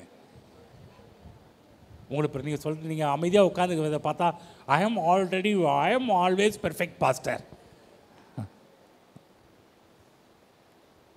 சொல்லுங்கள், பெரிய பர்வதமே நீ எம்மாத்திரம், பெரிய கஷ்டமே நீ எம்மாத்திரம், பெரிய கடனை நீ எம்மாத்திரம், பெரிய வியாதியை நீ எம்மாத்திரம், பெரிய தொல்லையை நீ எம்மாத்திரம். எனக்கு முன்பாக சமபூமியாவாய். ஆமென். என்ன சொல்கிறாருன்னா, பலத்தினாலும் அல்ல பராக்கிரமத்தினாலும் அல்ல, என்னுடைய ஆவியினாலேயே. தேவனுடைய ஆவியினர் எங்கெங்கெல்லாம் கிரியை செய்கிறாரோ அங்கு எவ்வளோ பெரிய பிரச்சனையாக இருந்தாலும் சின்னதாக மாறிடும் அப்படின்றார். ஒன்றுமே இல்லாததா அப்போ பதறாயிரும், அதெல்லாம் வந்து பறந்து போகுன்றார். வந்து ஆகவே தான் பாருங்கள், நம்முடைய வாழ்விலே நாம் ரட்சிக்கப்பட்டது தேவனுடைய தயவு, அதே போல் ரட்சிக்கப்பட்ட நாம் சுகத்துடன் வாழ்வதும் தேவனுடைய தயவு, நாம் முன்னேறுவது தேவனுடைய தயவு, நாம் உயர்வது தேவனுடைய தயவு, தேவைகள் சந்திக்கப்படுவது தேவனுடைய தயவு. உங்கள் தேவைகள் எல்லாம் தேவனுடைய தயவினால் சந்திக்கப்படும். உங்கள் வாழ்விலே தேவனுடைய கிருபை எப்போ விளங்கும்னா, நல்லா ஒரு கவனம் கேளுங்க. உங்கள் வாழ்க்கையில் என்னென்றைக்கெல்லாம் மாம்ச பலத்தால் சில காரியத்தை செய்ய முடிக்கவில்லை என்று ஏங்கி கொண்டிருக்கிறீர்களோ, அப்போல்லாம் தேவனுடைய கிருபை வந்து உங்கள் வாழ்விலே வெளிப்படுவதை நீங்கள் பார்க்க ஆரம்பிப்பீர்கள். மாம்ச பலத்தால் செய்ய முடியாததை தேவனுடைய கிருபை அங்கு செய்ய ஆரம்பிக்கும். ஆகதான் அந்த இடத்துல சொல்லிக் கொடுக்குறாரு, ஒரு அற்புதமான ஒரு விஷயம் சொல்லிக் கொடுக்குறாரு. படிப்போம் 10ஆம் வசனம் 4:10. அற்பமான ஆரம்பத்தினால யார் அசட்டை பண்ணலாம்? அதுக்கு அல்ல, 7ஆம் வசனம், மன்னிக்கும், 7ஆம் வசனம் படிக்கும். 7ஆம் வசனம், பெரிய பருவதம் எம்மாத்திரம், செருபாபேலுக்கு முன்பாக நீ சமபூமி ஆவாய், தலைக்கலை அவன் கொண்டு வருவான், அதற்கு கிருபை உண்டாவதாக கிருபை உண்டாவதாக என்று ஆர்ப்பரிப்பார்கள் என்றார். கிருபை உண்டாவதாக. அதான் சொன்னோம் இல்லையா, உங்கள் மாம்ச பலத்தினால் செய்ய முடியாது, தேவ கிருபை செய்யும். அதுதான் கிருபை உண்டாவதாக. உங்கள் தலைமையில் கேள்வி சொல்லுங்கள், எனக்கு கிருபை உண்டாவதாக சொல்லுங்கள். இயேசுவின் நாமத்தினால் கிருபை உண்டாவதாக. ஆமென். உங்கள் வாழ்க்கையில் எதெல்லாம் உங்கள் தலைமையில் கை வைக்கும் போதே உங்களுடைய ஆவி, ஆத்மா, சரீரம், ஆவி பெர்ஃபெக்ட், உங்களுடைய மைண்டு சிலத்தில் ப்ராப்ளம், கிருபை உண்டாவதாக. சரீர சிலத்தில் ப்ராப்ளமாக இருக்குது, சொல்லணும் கிருபை உண்டாவதாக. ஆமென். கிருபை உண்டாகணும். ஏன் சொல்கிறேன்னா, திரும்ப கிருபை உண்டாவதாகன்னு சொல்லும்போது என்ன நடக்குதுன்னா, உங்கள் மாம்ச பலத்தால் செய்ய முடியாதது எல்லா காரியத்தையுமே தேவனுடைய கிருபை உங்களுக்காக செய்து முடித்து வைத்திருப்பதை நீங்கள் பார்க்க ஆரம்பிப்பீர்கள். அதுதான் பாருங்கள் தேவ பிள்ளைகளே, பிரச்சனை நம்முடைய வாழ்க்கையில் பிரச்சனை வந்தோடனே முதல்ல நிற்கிறது யார் என்பது ரொம்ப ரொம்ப முக்கியம். தேவனா அல்லது நீங்களா அல்லது உங்கள் கவலைகளா உங்களுக்கு பிரச்சனையா? எந்த ஒரு பிரச்சனை வந்தாலும் உங்கள் முன்னாடி டக்குன்னு அந்த நேரத்தில் வந்து நிற்கிறது யார்? முக்கியம். கவலை வந்துடக்கூடாது. என்ன பண்ணுறது பிரச்சனை, உங்களை நோக்கி பார்த்து என்ன பண்ணுறது, ஏது பண்ணுறது, இது எப்படி சமாளிப்பது? நீங்கள் சொல்லணும், கர்த்தரால் முடியும், கர்த்தரால் ஆகும், அவருடைய கிருபை புது பலனை கொண்டு வரும். ஆகவே பாருங்கள், எப்போதுமே தேவனுடைய கிருபையை சார்ந்திருப்பது தாழ்மைக்கு அடையாளமான ஒரு காரியம். ஆமென். கிருபையை சார்ந்து கொள்ளுங்கள், கிருபையை எதிர்பார்த்து வாழுங்கள். பைபிளை படிக்க ஒரு 2 கொரிந்தியர் 12ஆம் அதிகாரம் போவோம். இங்கு அப்போஸ்தலனாகிய பவுல், இந்த வசனம் எல்லாருக்கும் ஒரு தெரிந்த வசனம், அநேகரோட வீட்டில் கேலண்டர்லாம் நீங்கள் மாட்டி வச்சுருப்பீங்க. இந்த பவுல் முழுக்க முழுக்க தேவனுடைய கிருபையை சார்ந்து கொண்ட ஒரு மனிதன். இவர் வாழ்க்கையில் அவர் கர்த்தருக்காக செய்த ஊழியங்கள் அதிகம், கர்த்தருக்காக பட்ட பாடுகள் அதிகம். அவ்வளோ பாடுகளிலும் அவரை தாங்கியது கர்த்தருடைய கிருபை. கிருபையை சார்ந்து வாழ்வது தாழ்மை. 12ஆம் அதிகாரம் 9ஆம் வசனம் படித்து காமிக்கிறேன். அதற்கு அவர், என் கிருபை உனக்கு போதும், பலவீனத்தில் என் பலம் பூர்ணமாய் விளங்கும் என்றார். ஆகையால் கிறிஸ்துவின் வல்லமை என்மேல் தங்கும்படி என் பலவீனங்களை குறித்து நான் மிகவும் சந்தோஷமாய் மேன்மை பாராட்டுவேன். கவர்மெண்ட் 7ஆம் வசனம் படிக்கிறேன். அன்றியும் எனக்கு வெளிப்படுத்தப்பட்டவர்களுக்குரிய மேன்மை நிமித்தம் நான் என்னை உயர்த்தாதபடிக்கு என் மாம்சத்தில் ஒரு முள் கொடுக்கப்பட்டிருக்கிறது. என்னை நான் உயர்த்தாதபடிக்கு அது என்னை குட்டும் சாத்தானுடைய தூதனாக இருந்தது. அது என்னை விட்டு நீங்கும்படிக்கு நான் 3 தரம் கர்த்தரிடத்தில் வேண்டிக் கொண்டேன். கவனமாக கேளுங்க. திரும்ப சொல்கிற இந்த இடத்துல தாழ்மை, இந்த இடத்துல பெருமைக்கு டெஃபினேஷன் என்னென்னா, கிருபையை சார்ந்து வாழ்வது தாழ்மை, ஆனால் உங்களை சார்ந்து கொண்டு கவலைப்பட்டு கொண்டிருப்பது பெருமை.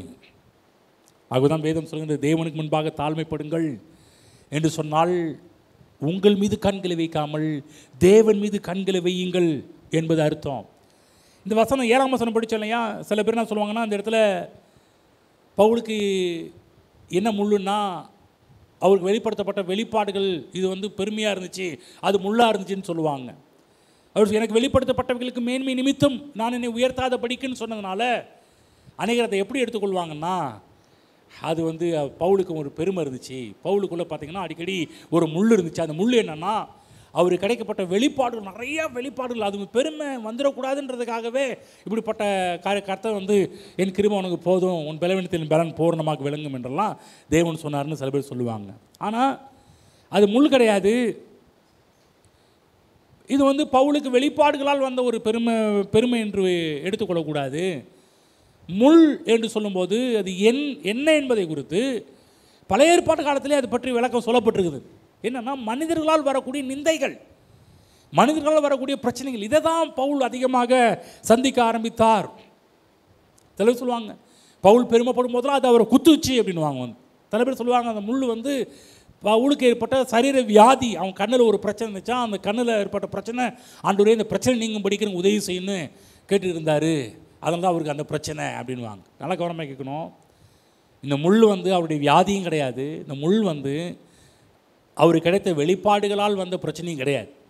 முள் என்று சொன்னாலே நல்லா புரிஞ்சுக்கணும், மனிதர்களால் ஏற்படக்கூடிய நிந்தை. சில பேர்லாம் பாருங்கள், தங்க வியாதி வந்துட்டாலே ஆண்டவருடைய சரீரத்தில் ஒரு முள்ளை கொடுத்துருக்கிறார் பிரதர் அப்படின்னு வாங்க. வியாதினா கடவுள் தான் வேலை பண்ணிட்டு இருக்கிறாரா? எல்லாருக்கும் ஒரு முள், எல்லாருக்கும் சரீரத்தில் முள் ஏற்றுறது தான் அவர் வேலையா? அந்த வேலை கிடையாது. திரும்ப சொல்கிறேன், பவுல் என்று சொல்லக்கூடிய அப்போஸ்தலன் ஒரு நாளும் தன்னை உயர்த்தினதே கிடையவே கிடையாது. ஆமென். நல்லா புரிஞ்சுங்க. 1 கொரிந்தியர் 15ஆம் அதிகாரம் எழுதும் போதெல்லாம் பார்த்தீங்கன்னா அவர் சொல்கிறார் 10ஆம் வசனத்தில், 1 கொரிந்தியர் 15 10ஆம் வசனத்தை படித்து காமிக்கிறேன் பாருங்க. ஆகிலும் நான் இருக்கிறது தேவ கிருபையினாலே இருக்கிறேன். என்ன சொல்றாரு பார்த்தீங்களா? இந்த யாக்கோபு மற்ற எல்லாரை பார்க்கிலும் அதிகமாக பிரயாசப்பட்டவர். ஆனால் அடுத்த செகண்டே சொல்லுவார், நாளில் எனக்குள் வாசமாக இருக்கிற தேவ கிருபை. படிக்க, ஆகிலும் நான் இருக்கிற தேவ கிருபையினால் இருக்கிறேன். அவர் எனக்கு அருள் கிருபை விருதாவாக இருக்கவில்லை. அவர் எல்லாரும் பார்க்கணும் அதிகமாக பிரயாசப்பட்டேன். ஆகிலும் நான் அல்ல. உடனே பார்த்தீங்கன்னா, நான் அதிகமாக பிரயாசப்பட்டேன் அப்படின்னு சொல்லிட்டு இவர் தன்னை தானே உயர்த்தாத அளவுக்கு டக்குன்னு உடனே ஆகிலும், உடனே பாருங்கள் எதில் கவனமாக இருக்கிறாரு. தன்னை உயர்த்தாதபடி ஆகிலும் நான் அல்ல, என்னுடனே இருக்கிற தேவ கிருபையே. இவர் சொல்லுங்கள், இவர் எப்படி உயர்த்திருக்கும்? தன்னை உயர்த்தாத மனிதன் எப்பெல்லாம் வருதோ டக்குன்னு உடனே முடிச்சுக்குவார், டக்குன்னு சுதாரிச்சுக்குவார். நம்ம உயர்த்திடக்கூடாது. ஆகிலும் அப்படி இல்லை, எனக்குள் இருக்கிற தேவ கிருபையே. சொல்லுங்க, தேவ கிருபையே. இன்னும் சொல்ல போனால் முழுக்க முழுக்க முழுக்க தேவனை சார்ந்து வாழ்ந்த மனிதன்தான் பவுல். முள் வியாதியும் கிடையாது. முள் என்று சொல்லக்கூடியது நிந்தை. ஆமென். பவுலுக்கு கிடைத்த வெளிப்பாடுகள் கொஞ்சம் நஞ்சம் கிடையாது. மற்ற அப்போஸ்தலர்களால் கிடைக்காத பெரிய பெரிய வெளிப்பாடுகள், மீட்பினால் என்ன நடந்தது, சிலுவையில் என்ன நடந்தது, கல்வாரியில் என்ன நடந்தது, இரத்தத்தினால் என்ன நடந்தது, ஏகப்பட்ட வெளிப்பாடுகளை பெற்றவர் தான் அப்போஸ்தலனாகிய பவுல். யோசிச்சு பாருங்கள், அன்றைய காலகட்டத்தில் யூடியூப் இல்லை, அந்த காலத்தில் நெட்டு இல்லை, அந்த காலத்தில் எந்த ஒரு ஃபேஸ்புக்கும் கிடையாது, ட்விட்டரும் கிடையாது. ஆனால் அந்த காலகட்டத்திலேயே அப்போஸ்தலனாகிய பவுல் பேசின செய்தி அதிவேகமாக பரவ ஆரம்பித்தது. அவர் எழுதின கடிதங்கள் அதிவேகமாக எந்தெந்த நாட்டுக்கு எழுதினாரோ அங்கெல்லாம் வேகத்தில் போக ஆரம்பிச்சிச்சு. அதனால என்ன பண்ண, பிசாசு பல டார்ச்சர், மக்களை எழுப்பி பல பிரச்சனை உண்டு பண்ண ஆரம்பித்தான். இவர் போகிறதுக்கு முன்னாடியே யோசிச்சு பாருங்கள், இவர் போகிறதுக்கு முன்னாடி அங்கே அடியாட்கள் முன்னாடி வந்துடுவாங்க. யார்? பாஸ்டர் பவுலை கொலை பண்ணுறதுக்கு முன்னாடியே டீம் வந்துடும். எங்கே போனாலும் இவர் போகிறதுக்கு முன்னாடியே கொஞ்சம் யோசிச்சு, நம்ம போகிறதுக்கு முன்னாடி அடிக்கிறதுக்கு ஆள் வந்துட்டாங்கன்னா எப்படி இருக்கும் கொஞ்சம் யோசிச்சு பாருங்கள். இப்போ ஒன்றும் இல்லை, இந்த சர்ச்சுக்குள்ள நுழையிறதுக்கு முன்னாடியே 2 கேட்டில் ஒரு 20 ரவுடிங்க இருக்கிறாங்க. எப்படி இருக்கும் எனக்கு பார்க்கும்போது? என்னடாது, காலையில் ஆராதனை போய் செய்தி கொடுக்க வந்தால் இந்த 20 ரவுடிகளை சமாளிக்கிறதுக்குள்ளே சேலத்துக்கு போகிறேன். அங்கே பார்த்தீங்கன்னா கீழே நிறைய பேர் நிற்கிறாங்க. என்ன கேட்குறேன், என்ன கும்பல் இல்லைங்க பாஸ்டர், நம்ம சர்ச்செல்லாம் அடிக்கிறது கட்டானெலாம் தூக்கிட்டு வந்திருக்கிறாங்க. இன்னும் சொல்லப்போனால் உங்களை தான் தீர்த்து கட்டுறதுக்கு வந்திருக்கிறாங்கன்னா எப்படி இருக்கும்? அட எப்படி இருக்கும்? இந்த பிரச்சனை பவுலுக்கு போகிற இடத்துல தான் இருந்துச்சு. போகிற இடத்துலலாம் இங்கே பயங்கர பிரச்சனையை சந்தித்த மனிதன்.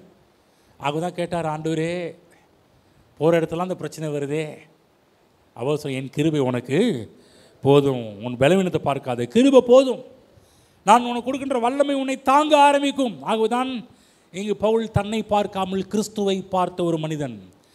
அன்றைக்கு நேரத்தில் பாருங்கள், சார் சொல்கிறார், நான் உங்கள்கிட்ட வரும்போது பயத்தோடும் நடுக்கத்தோடும் உங்கள்கிட்ட வரேன் அப்படின்றார். பல இடத்துல சொல்லி வச்சு, நான் பயத்தோடும் நடுக்கத்தோடும் உன்கிட்ட வரேன்.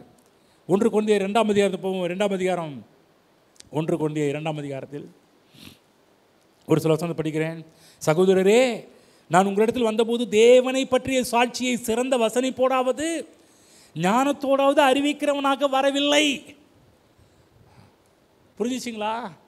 நான் உங்கள்கிட்ட வரும்போதெல்லாம் எனக்கு நல்லா பேச்சு திறமை இருக்குது, சிறந்த வசனிப்போடு ஞானத்தோடு அறிவிக்கிறவனாக வரவில்லை. இயேசு கிறிஸ்துவை சிலுவையில் அறையப்பட்ட அவரே அன்றி வேறொன்றையும் உங்களுக்குள் அறியாதிருக்க தீர்மானித்திருந்தேன். அல்லாமலும் நான் பலவீனத்தோடும் பயத்தோடும் மிகுந்த நடுக்கத்தோடும் உங்களிடத்தில் இருந்தேன். உங்கள் விசுவாசம் மனுஷனுடைய ஞானத்தில் அல்ல, தேவனுடைய பலத்தில் இருக்கும்படிக்கு என் பேச்சும் என் பிரசங்கமும் மனுஷ ஞானத்துக்குரிய நய வசனமுள்ளதாயிராமல் ஆவியினாலும் பலத்தினாலும் உறுதிப்படுத்தப்பட்டதாய் இருந்தது. ஆமென். தேவ பிள்ளைகளே, எந்த அளவுக்கு நீங்கள் தேவ கிருபை சார்ந்து கொள்கிறீர்களோ, நான் சொல்கிறேன், அங்கே தாழ்மையை நீங்கள் அணிந்து கொள்ள ஆரம்பிப்பீர்கள். எப்போதுமே உங்களை உயர்த்தாதீங்க. என்னால் முடியும், என்னால் செஞ்சிருவேன், அப்படி பண்ணி இப்படி பண்ணிடுவேன். ஒரு நாளும் நீங்கள் மேலே வரக்கூடாது. தேவன் மேலே வரும்படி நம்முடைய வாழ்வை அமைக்க வேண்டும். மனத்தாழ்மையை அணிந்து கொள்ளுங்கள். ஆமென். சரி, 3வது காரியம். 4வது காரியம் பார்த்தீங்கன்னா சும்மா லைட்டாக டச் பண்ணுறேன். புதிய யுக்திகளை கையாள வேண்டும், புதிய வெளிப்பாடுகளை பெற்றுக்கொள்ள வேண்டும். இந்த புதிய வெளிப்பாடுகள் ஒவ்வொரு வாரமும் இங்கே ஞாயிற்றுக்கிழமை சர்ச்சைகள்லாம் வரும்போது தேவனை பற்றி ஒவ்வொரு விஷயத்தை பெற்றுக்கொள்வீர்கள். அதனால் அது ரெகுலராக வாரம் அந்த 4வது பாயிண்ட் வாரம் கண்டினியூ ஆகும். அதனால் அது குறித்து நீங்கள் ஃபீல் பண்ண வேண்டாம். ஒவ்வொரு வாரம் வரும்போது தேவனை குறித்த புதிய வெளிப்பாடுகளால் நிரம்புங்கள். சரி, 3வது காரியம், புதிய யுக்திகளை கையாளுங்கள். நான் முன்னேற்றத்திற்கு தேவையான ஒரு காரியம் புதிய யுக்திகள். அநேக நேரத்தில் பாருங்கள், மக்கள் மாற வேண்டும் என்று நினைக்கிறார்கள், மாற்றம் வேண்டும் என்று விரும்புகிறார்கள். அநேக நேரத்தில் மக்கள் எப்படி மாறுறாங்கன்னா, விரக்தியின் அடிப்படையில் தான் மக்கள் தங்களை மாற்றிக்கொள்ள விரும்புகிறாங்க. சில பேர் பயத்தின் அடிப்படையில் தங்களை மாற்றிக்கொள்ள விரும்புகிறார்கள். கண்டிப்பாக கவனமாக கேளுங்க. தேவன் மாற்றத்தை விரும்புகிறார் என்பதை மனதில் பதித்துக் கொள்ளுங்கள். நம்முடைய மாற்றம் எப்படி இருக்க வேண்டும் என்றால், முற்போக்கான விதத்தில் மாற்றங்களை நாம் உருவாக்க வேண்டும். புதிய யுக்திகளை கையாளுறது பயத்தாலேயோ விரக்தியாலேயோ அப்படி பண்ணக்கூடாது. முற்போக்கான எண்ணங்களால் புதிய யுக்திகளை கையாளுங்கள். இன்னும் சொல்லப்போனால், தேவ ஒத்தாசை இல்லாமல், தேவ ஆவியானவர் இல்லாமல், பரிசுத்த ஆவியானவர் இல்லாமல், அவருடைய ஒத்தாசை இல்லாமல் நான் சொல்கிறேன், உங்களை நம்மால் இந்த பூமியில் எதையும் பண்ண முடியாது. பக்கத்தில் சொல்லுங்கள், தேவ உதவி இல்லாமல், பரிசுத்த ஆவியானவர் நடத்துதல் இல்லாமல் உங்களால் ஒன்றும் செய்ய முடியாது. ஆமென். புரிஞ்சுங்களா? அப்போ புதிய யுக்திகளை கையாளுவதற்கு தேவ ஒத்தாசை நமக்கு ரொம்ப ரொம்ப அவசியம். பரிசுத்த ஆவியானவருடைய நடத்துதல் நமக்கு மிக மிக அவசியம். பாருங்கள், இஸ்ரவேல் ஜனங்கள் எகிப்தை விட்டு வெளியே கிளம்பி தேவன் உங்களை கூட்டிகிட்டு வராரு. வெளியே கொண்டு வர வேண்டும் என்பது தேவனுடைய திட்டமாக தேவனுடைய சித்தமாக இருந்தது. ஆனால் அதை தேவ சித்தத்தை தவறாக செஞ்சதுனால ஒரு 40 வருஷம் லேட் ஆயிடுச்சு. யோசிச்சு பாருங்க, தேவன் மோசையை தேவன் அவரை கொண்டுதான் இஸ்ரவேல் சாம்ராஜ்யத்தை எகிப்திலிருந்து வெளியே கொண்டு வரப்போது தேவனுடைய திட்டமாக இருந்தது. ஆனால் முத மோசை பண்ண ஒரு விஷயம் என்னன்னா, அவர் வெளியே வரும்போதே, எகிப்தை விட்டு வெளியே வரும்போதே பார்த்தீங்கன்னா, தனக்கு இருக்கிற திறமை தாளந்து இதை வச்சு இஸ்ரவேல் மக்கள் மத்தியில் மனதை பிடிக்க வேண்டும் என்று ஆசைப்பட்டார். கடைசியில் பார்த்தா ஒரு முறை ஒரு எகிப்தியனை கொண்டுட்டான் பாருங்க, அவன் புதைச்சிட்டான். பிற்பாடு ஒரு எபிரேய சண்டை போட்டுருக்கும்போது சண்டை தடுத்து நிறுத்த போகிறான். அங்கே உடனே ஒருத்தர் சொல்கிறான், நீ வந்து அவனை கொண்டு போட்டது போல என்னையை கொண்டு போல வரியான்னு கேட்டவுடனே பயத்தில் நடுக்கி ஆள் ஓட ஆரம்பிச்சிட்டார். எங்கே ஓட ஆரம்பிச்சிட்டாருன்னா மீதியானுக்கு போக ஆரம்பிச்சார். இப்போ 40 வருஷம் கழித்து திரும்ப இப்போ யோசிச்சு பாருங்கள், 40 வருஷம் மோசஸ் பார்வோனின் அரண்மனையில் வாழ்ந்தார். அடுத்த 40 வருஷம் வெளியே கூட்டி அழகாக ஜனங்களை கூட்டி வர்றதுக்கு வெளியே வந்தவர் தன் சுய பலத்தால் தன்னுடைய சுய சக்தியால் ஏதாவது பண்ண முடியும்னு நினச்சி சில காரியத்தை பண்ணார். கடைசியில் அது விபரீதமாக முடிச்சு நாட்டை விட்டே ஓடுற மாதிரி ஆயிடுச்சு. 40 வருஷம் யோசிச்சு, 40 வருஷம் டிலே. ஏற்கனவே இஸ்ரவேல் ஜனங்கள் வனாந்திரத்தில் 40 வருஷம் லேட்டாங்கினாங்க. அங்கே பார்க்குறோம் மோசஸ் கூட தன்னுடைய சுய பலம் தன்னுடைய சுய சக்தி இதன் விளைவாக தேவனுடைய சித்தத்தை அறியாமல், தேவனுடைய சித்தம் என்ன அது தெரிஞ்சிச்சு, அதை தேவனுடைய சித்தம் தெரிந்து அதை நம்முடைய சுய முயற்சியினால் சுய பலத்தால் செய்ய வேண்டும் என்று ஆசைப்படக்கூடாது. தேவ ஒத்தாசை தேவ ஆவியானவர் நடத்துதல் இல்லாமல் நம்ம எந்த ஒரு காரியத்தையும் செய்ய முடியாது. இந்த ஜனங்கள் 400 வருஷத்துலேயே வெளியே வந்திருப்பாங்க. ஆனால் 430 வருஷம் ஆச்சு. இது சொல்லப்போனால் 350 வருஷத்துலேயே வெளியே வந்திருப்பாங்க. 40 கிட்டத்தட்ட ஒரு 80 வருஷம் போயிடுச்சு. வந்து யோசிச்சு பாருங்கள், தேவசித்தம் என்ன? அவர்கள் அங்கு வாழ்வது தேவசித்தம் அல்ல, பாலும் தேன் மூடுகிற நலமும் விசாலமுமான வாழ்க்கை தான் தேவன் வச்சிருந்தார். ஆனால் இவர்கள் முதலாவது மோசஸ் தேவ ஒத்தாசை நாடாமல் தன்னுடைய பலத்தை நாடி பல காரியத்தை பண்ணதுனால மீதியானில் போய் 40 வருஷம் வாழ ஆரம்பித்தார். பிற்பாடு இந்த மக்கள் பண்ண ஒரு சேட்டைகள் அது நிமித்தமாக உள்ளே போக முடியாமல் போயிடுச்சு. கவனமாக கேளுங்க தேவ பிள்ளைகளை, இன்றைக்கு தேவன் நம்முடைய வாழ்வில் முன்னேற்றத்தை வச்சிருக்கிறார். நீதிமானுடைய பாதை நடுப்பகல் வரைக்கும் அதிகமாக பிரகாசிக்கிற சூரிய பிரகாசம் போல தான் அவனுடைய வாழ்வு இருக்க வேண்டும் என்று கர்த்தர் விரும்புகிறார். நம்முடைய மனதிலே எப்போதுமே தாழ்மையை அணிந்து கொள்ள வேண்டும். தாழ்மை அணிந்து கொள்ளும்போது தேவன் புதிய புதிய வழிகள் புதிய புதிய யுக்திகளெல்லாம் தேவன் நம்முடைய வாழ்விலே கொண்டு வர ஆரம்பிப்பார். அப்போ கவனமாக கேட்கணும், மாற்றங்கள் அவசியம். மாற்றம் நமக்கு தேவையான ஒன்று. மாற வேண்டும். இருக்கிற நிலைமை நம்ம இருக்கக்கூடாது. நம்ம ரட்சிக்கப்பட்டு பல வருடங்கள் ஆயிருக்கலாம். ரட்சிக்கப்பட்டது போலவே இருந்தது போலவே இன்றைக்கும் நம்ம இருந்து கொண்டிருக்கக்கூடாது. நம்முடைய மனதிலே மாற வேண்டும். புதிய யுக்திகளை கையாள வேண்டும். 1 சாமுவேல் போவோம். 1 சாமுவேல் 3ஆம் அதிகாரம் போவோம். அங்கு ஒரு சின்ன ஒரு சாமுவேலை வைத்து தான் தேவன் பெரிய காரியத்தை பண்ண ஆரம்பித்தார். 1 சாமுவேல் 3ஆம் அதிகாரம் 12 வசனங்களில் எழுதி கொள்ளுங்கள். வீட்டில் சென்று மெதுவாக படிங்க. முழு இஸ்ரவேல் வாழ்க்கையிலும் பெரிய ஒரு மாற்றம் உண்டானதை நாம் பார்க்குறோம். இந்த இடத்துல பார்க்குறோம் 3ஆம் அதிகாரத்தில் எப்படி சாமுவேலுடைய அந்த கீழ்ப்படிதல் இவைகளெல்லாம் நம்ம வந்து பார்க்க ஆரம்பிக்கிறோம். தன்னுடைய பிள்ளைங்க தப்பு பண்ணுறாங்க. 13ஆம் வசனம், அவன் குமாரர் தங்கள் மேல் சாபத்தை வர பண்ணுகிறதை அவன் அறிந்திருந்தோம். தெரியுது பிள்ளைங்க தப்பு பண்ணுறாங்கன்னு தெரியுது, மோசம் பண்ணுறாங்கன்னு தெரியுது. அவர்களை அடக்காமற் போன, கவனிங்க, சில பேர் குடும்பத்தில் பிள்ளைங்க தப்பு பண்ணோம்னா அடைக்கிறீங்க. இல்லைங்க, அது ஆட்டோமேட்டிக்காக தானாக வந்துருங்க, நாங்கள் திருந்தலையா, நாங்கள் மாறலையான்னு வெயிட் பண்ணிங்கன்னா வேதம் சொல்லுது அவர்களை அடக்காமற் போன. பைபிள் சொல்லி டெஃபினேஷன் கொடுத்து, நீ உன் பிள்ளை தப்பு பண்ணி பிள்ளையை தப்பு பண்ணுற பிள்ளையை அடக்கலை திருத்தலைன்னா நீ பாவம் செய்கிற அப்படின்னு பைபிளில் சொல்லப்பட்டுருச்சு. ஹலோ, பக்கத்தில் கேளுங்க, இருக்கிறீங்களான்னு கேளுங்க. இருக்கிறீங்களா? இங்கே தான் இருக்கிறீங்களா? பிள்ளைங்க தப்பு பண்ணுறாங்கன்னு தெரியுது, தெரிஞ்சு அடக்கலை திருத்தலை வழி நடத்தலைன்னா அவர்களை அடக்காமற் போன பாவத்து நிமித்தம் நான் அவன் குடும்பத்துக்கும் என்றும் நீங்காத நியாய தீர்ப்பு செய்வேன் என்று அவனுக்கு அறிவித்தேன். யோசிச்சு பார்த்தீங்களா எவ்வளோ பெரிய ஒரு நியாய தீர்ப்பு ஏலியின் குடும்பத்துக்கு வருவதை நம்ம பார்க்குறோம். பிள்ளைகளை சரியாக வளர்க்கல. யார்? Pastor Eli. இந்த பகுதியிலே சாமுவேலுடைய அம்மாவாகிய அன்னாளுக்கு பிள்ளை இல்லை. தேவாலயத்தில் வந்து அழுகிறாங்க, அன்னாலம்மா. பின்னாடி அளவே இல்லை.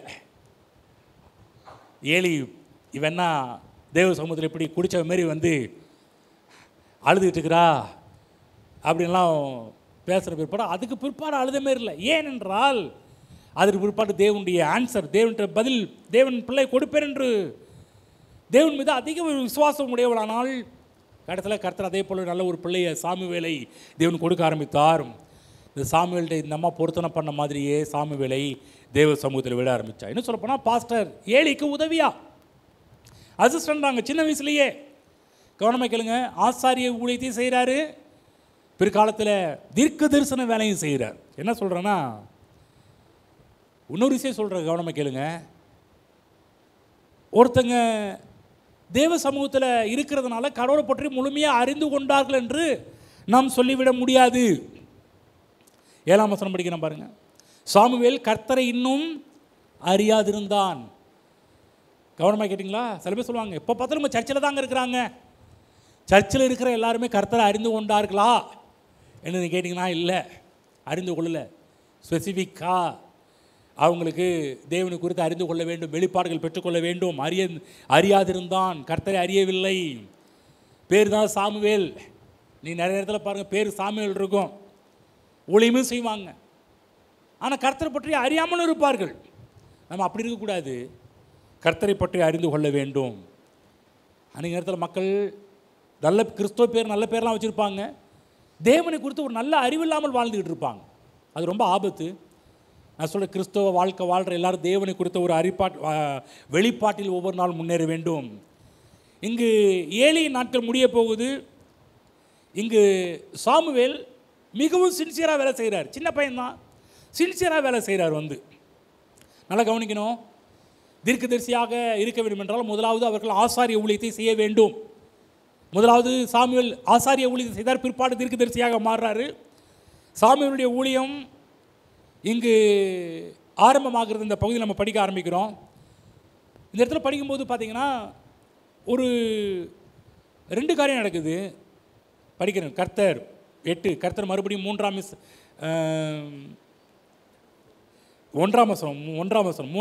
வசனம். சாமுவேலின் பிள்ளையாண்டான் ஏலிக்கு முன்பாக கர்த்தருக்கு பணிவிடை செய்து கொண்டிருந்தான். அந்நாட்களில் கர்த்தருடைய வசனம் அபூர்வமாக இருந்தது, பிரத்யட்சமான தரிசனம் இருந்ததில்லை. கவனமாக கேளுங்க. ஏலி கடந்த காலத்துக்கு ஒரு அடையாளமாக இருக்கிறாரு, சாமுவேல் எதிர்காலத்துக்கு ஒரு அடையாளமாக இருக்கிறாரு. ஏலியின் வாழ்க்கை முடிய போது சாமுவேலின் பணி தொடர போகின்றது. இன்னும் சொல்லப்போனால் கடந்த காலம் முடிந்து புதிய காலம் ஆரம்பமாக போகின்றது. இப்போ விளக்கு அணைய போகிற நேரத்தில் படுத்துருக்கிறார். வந்து 3ஆம் வசனம். தேவனுடைய பெட்டி இருக்கிற கர்த்தருடைய ஆலயத்தில் தேவனுடைய விளக்கு அணைந்து போகும் முன்னே சாமுவேலும் படுத்து கொண்டிருந்தான். எல்லாம் அமைதியாக இருக்கிற நேரத்தில் கர்த்தர் பேச ஆரம்பிக்கிறார். சாமுவேலே கூப்பிடுறாரு பாருங்க, படிக்கிறேன் பாருங்க.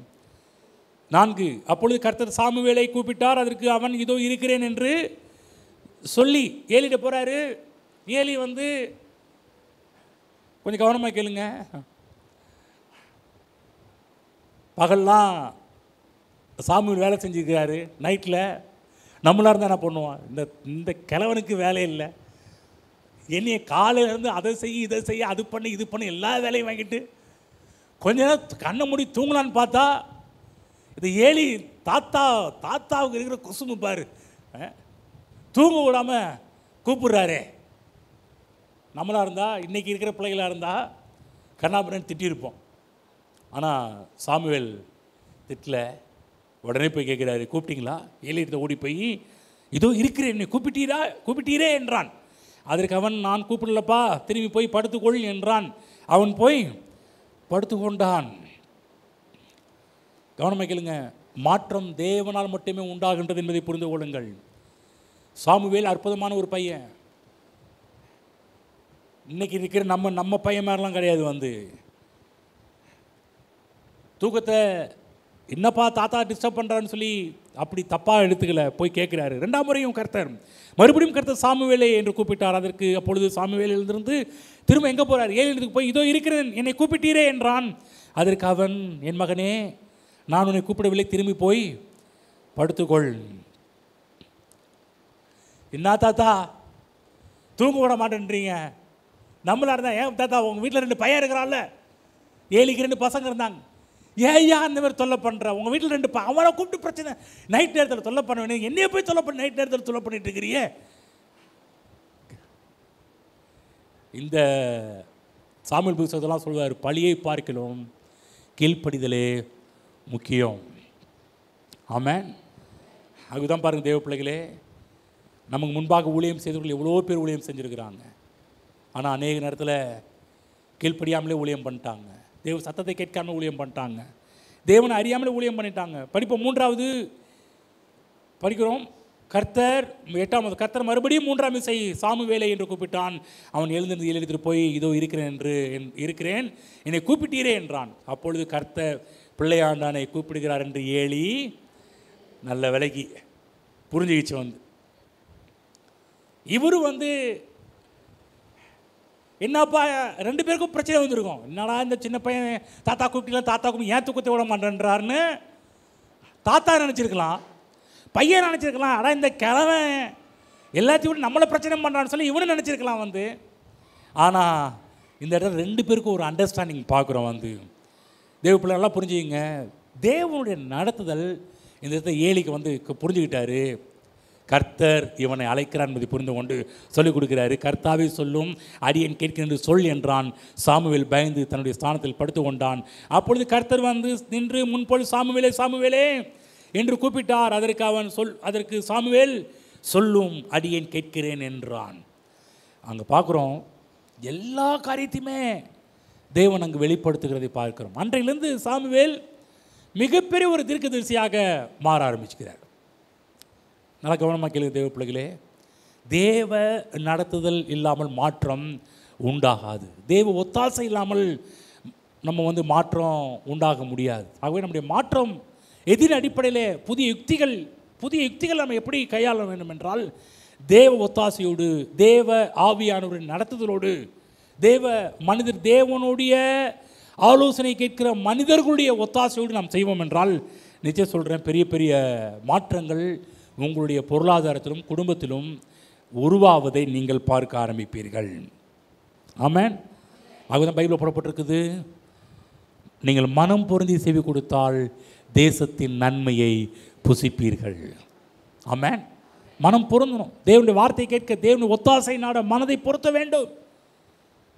அப்போ தான் புதிய யுக்திகள் உருவாக ஆரம்பிக்கும். மனம் பொருந்தி செவி விடுங்கள். அதுதான் நல்ல கணவனாக நல்ல மனைவியாக இருக்க வேண்டும் என்று விரும்புகிறவர்கள் தேவனோடு நேரத்தை செலவு பண்ண ஆரம்பியுங்கள். புரிஞ்சுச்சுங்களா? எழுந்திருப்போம். நம்முடைய கொம்பை நாம் உயர்த்தக்கூடாது, கர்த்தர் நிச்சயமாக உயர்த்துவதை நீங்கள் பார்க்க ஆரம்பிப்பீர்கள். உங்களை உயர்த்துவது கர்த்தராக இருக்கணும், நம்மளை முன்னேற்றுவது கர்த்தராக இருக்கணும், நம்முடைய புகழ்ச்சி கர்த்தராக, நம்ம புகழ வைப்பது கர்த்தராக இருக்க வேண்டும்.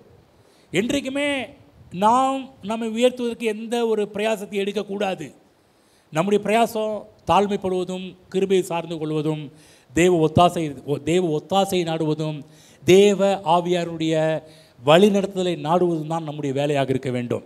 இந்த மாதிரி இருந்து பாருங்கள், நிச்சயம் நீங்கள் உயர்வது நிச்சயம், முன்னேறுவது நிச்சயம், வர வர விருத்தி அடைவது என்பது நிச்சயமான ஒரு காரியம். காரியங்களை உயர்த்தி கர்த்தருடைய வார்த்தைக்கு நன்றி செலுத்துவோம். எவ்வளோ நாட்கள் கர்த்தர் நம்மோடு பேசியிருக்கிறார், நம்ம உயர்வை குறித்து பேசியிருக்கிறார், நம்முடைய முன்னேற்றத்தை குறித்து பேசியிருக்கிறார். ஒரு நாளும் பெருமையுள்ளவர்களாக இருக்காதீர்கள், தாழ்மை அணிந்து கொள்ளுங்கள், மனத்தாழ்மை அணிந்து கொள்ளுங்கள். தாழ்மையுள்ளவர்களுக்கு தேவன் கிருபை அளிக்கிறார். தன்னை தாழ்த்துகிறவன் உயர்த்தப்படுவான். உங்களோட உயர்வு எங்கே இருக்கிறது? உங்கள் தாழ்வில் இருக்கிறது. ஹல்லேலூயா, ஹல்லேலூயா. ஓ நன்றி ஆண்டவர், இன்று எங்களோடு பேசினபடியால், எங்கள் கண்களை திறந்தபடியால் உமக்கு நன்றி செலுத்துகிறோம் கர்த்தாவே. ஹல்லேலூயா, ஹல்லேலூயா. எங்கள் உயர்வு எங்கள் தாழ்மையில் இருக்கிறது. உமக்கு முன்பாக நாங்கள் மனத்தாழ்மையாக இருக்க வேண்டும் என்பதை கற்றுக் கொடுக்கிறதுக்காக நன்றி செலுத்துகிறோம் ஆண்டவரே. ஹல்லேலூயா. இனிமேல் எங்கள் மீது எங்களை கவனம் வைத்து எந்த ஒரு காரியம் செய்யாமல் உண்மை கவனம் வைத்து எல்லா காரியத்தையும் செய்ய போகிறோம் கர்த்தாவே. உம்முடைய கிருபையை சார்ந்து கொள்ளப் போகிறோம் கர்த்தாவே. ஆண்டவரே நாங்கள் கவலைப்படாமல் கர்த்தர் எங்களுக்காக எல்லாவற்றையும் செய்து முடிப்பார் என்ற நிச்சயத்தில் வாழப் போகிறோம் கர்த்தாவே. ஹல்லேலூயா.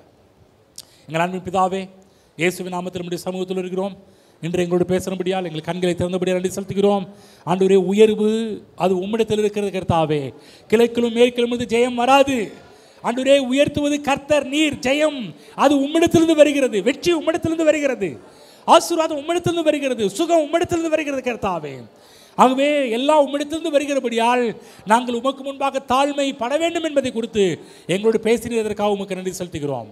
ஆண்டவரே, ஸ்தோத்திரம் கர்த்தாவே. இனி நாங்கள் அல்ல, இனி நான் அல்ல, நீரே, எனக்குள் வாழ்கிற நீரே, நீர் உயர்ந்திருப்பீராக. ஹல்லேலூயா, ஹல்லேலூயா, ஹல்லேலூயா. ஆண்டவரே, எங்கள் மூலமாக மக்கள் உம்மை பார்க்கட்டும். ஆண்டவரே, எங்களை அல்ல, எங்களுடைய திறமைகள் அல்ல, எங்களுடைய தாளந்துகள் அல்ல, எங்களுடைய ஆற்றல்கள் அல்ல, எங்களுடைய காரியங்களே அல்ல. அப்பா, இந்த உலகத்தில் இருக்கிற எல்லா மக்களும் எங்கள் மூலமாக உம்மை பார்ப்பதற்கு எங்களை அர்ப்பணிக்கிறோம் கர்த்தாவே. இங்கே இருக்கிற ஒவ்வொரு கொண்டும் ஆச்சரியமான அற்புதமான காரியங்களை கர்த்தர் செய்வீராக. கையின் பிரயாசங்கள், குடும்ப வாழ்வு, பிள்ளைகளுடைய வாழ்வு, சமுதாய வாழ்வு, ஆண்டவரே உம்முடைய பிள்ளைகளுடைய எல்லா காரியத்திலும் ஒரு நல் வாழ்வையும் முன்னேற்றத்தையும் பெருக்கத்தையும் ஆசீர்வாதத்தையும் தொடர்ந்து பார்க்கட்டும் என்று நம்முடைய பிள்ளைகளை ஆசீர்வதிக்கிறோம். இயேசு கிறிஸ்து நாமத்தில் பிதாவே, ஆமென்.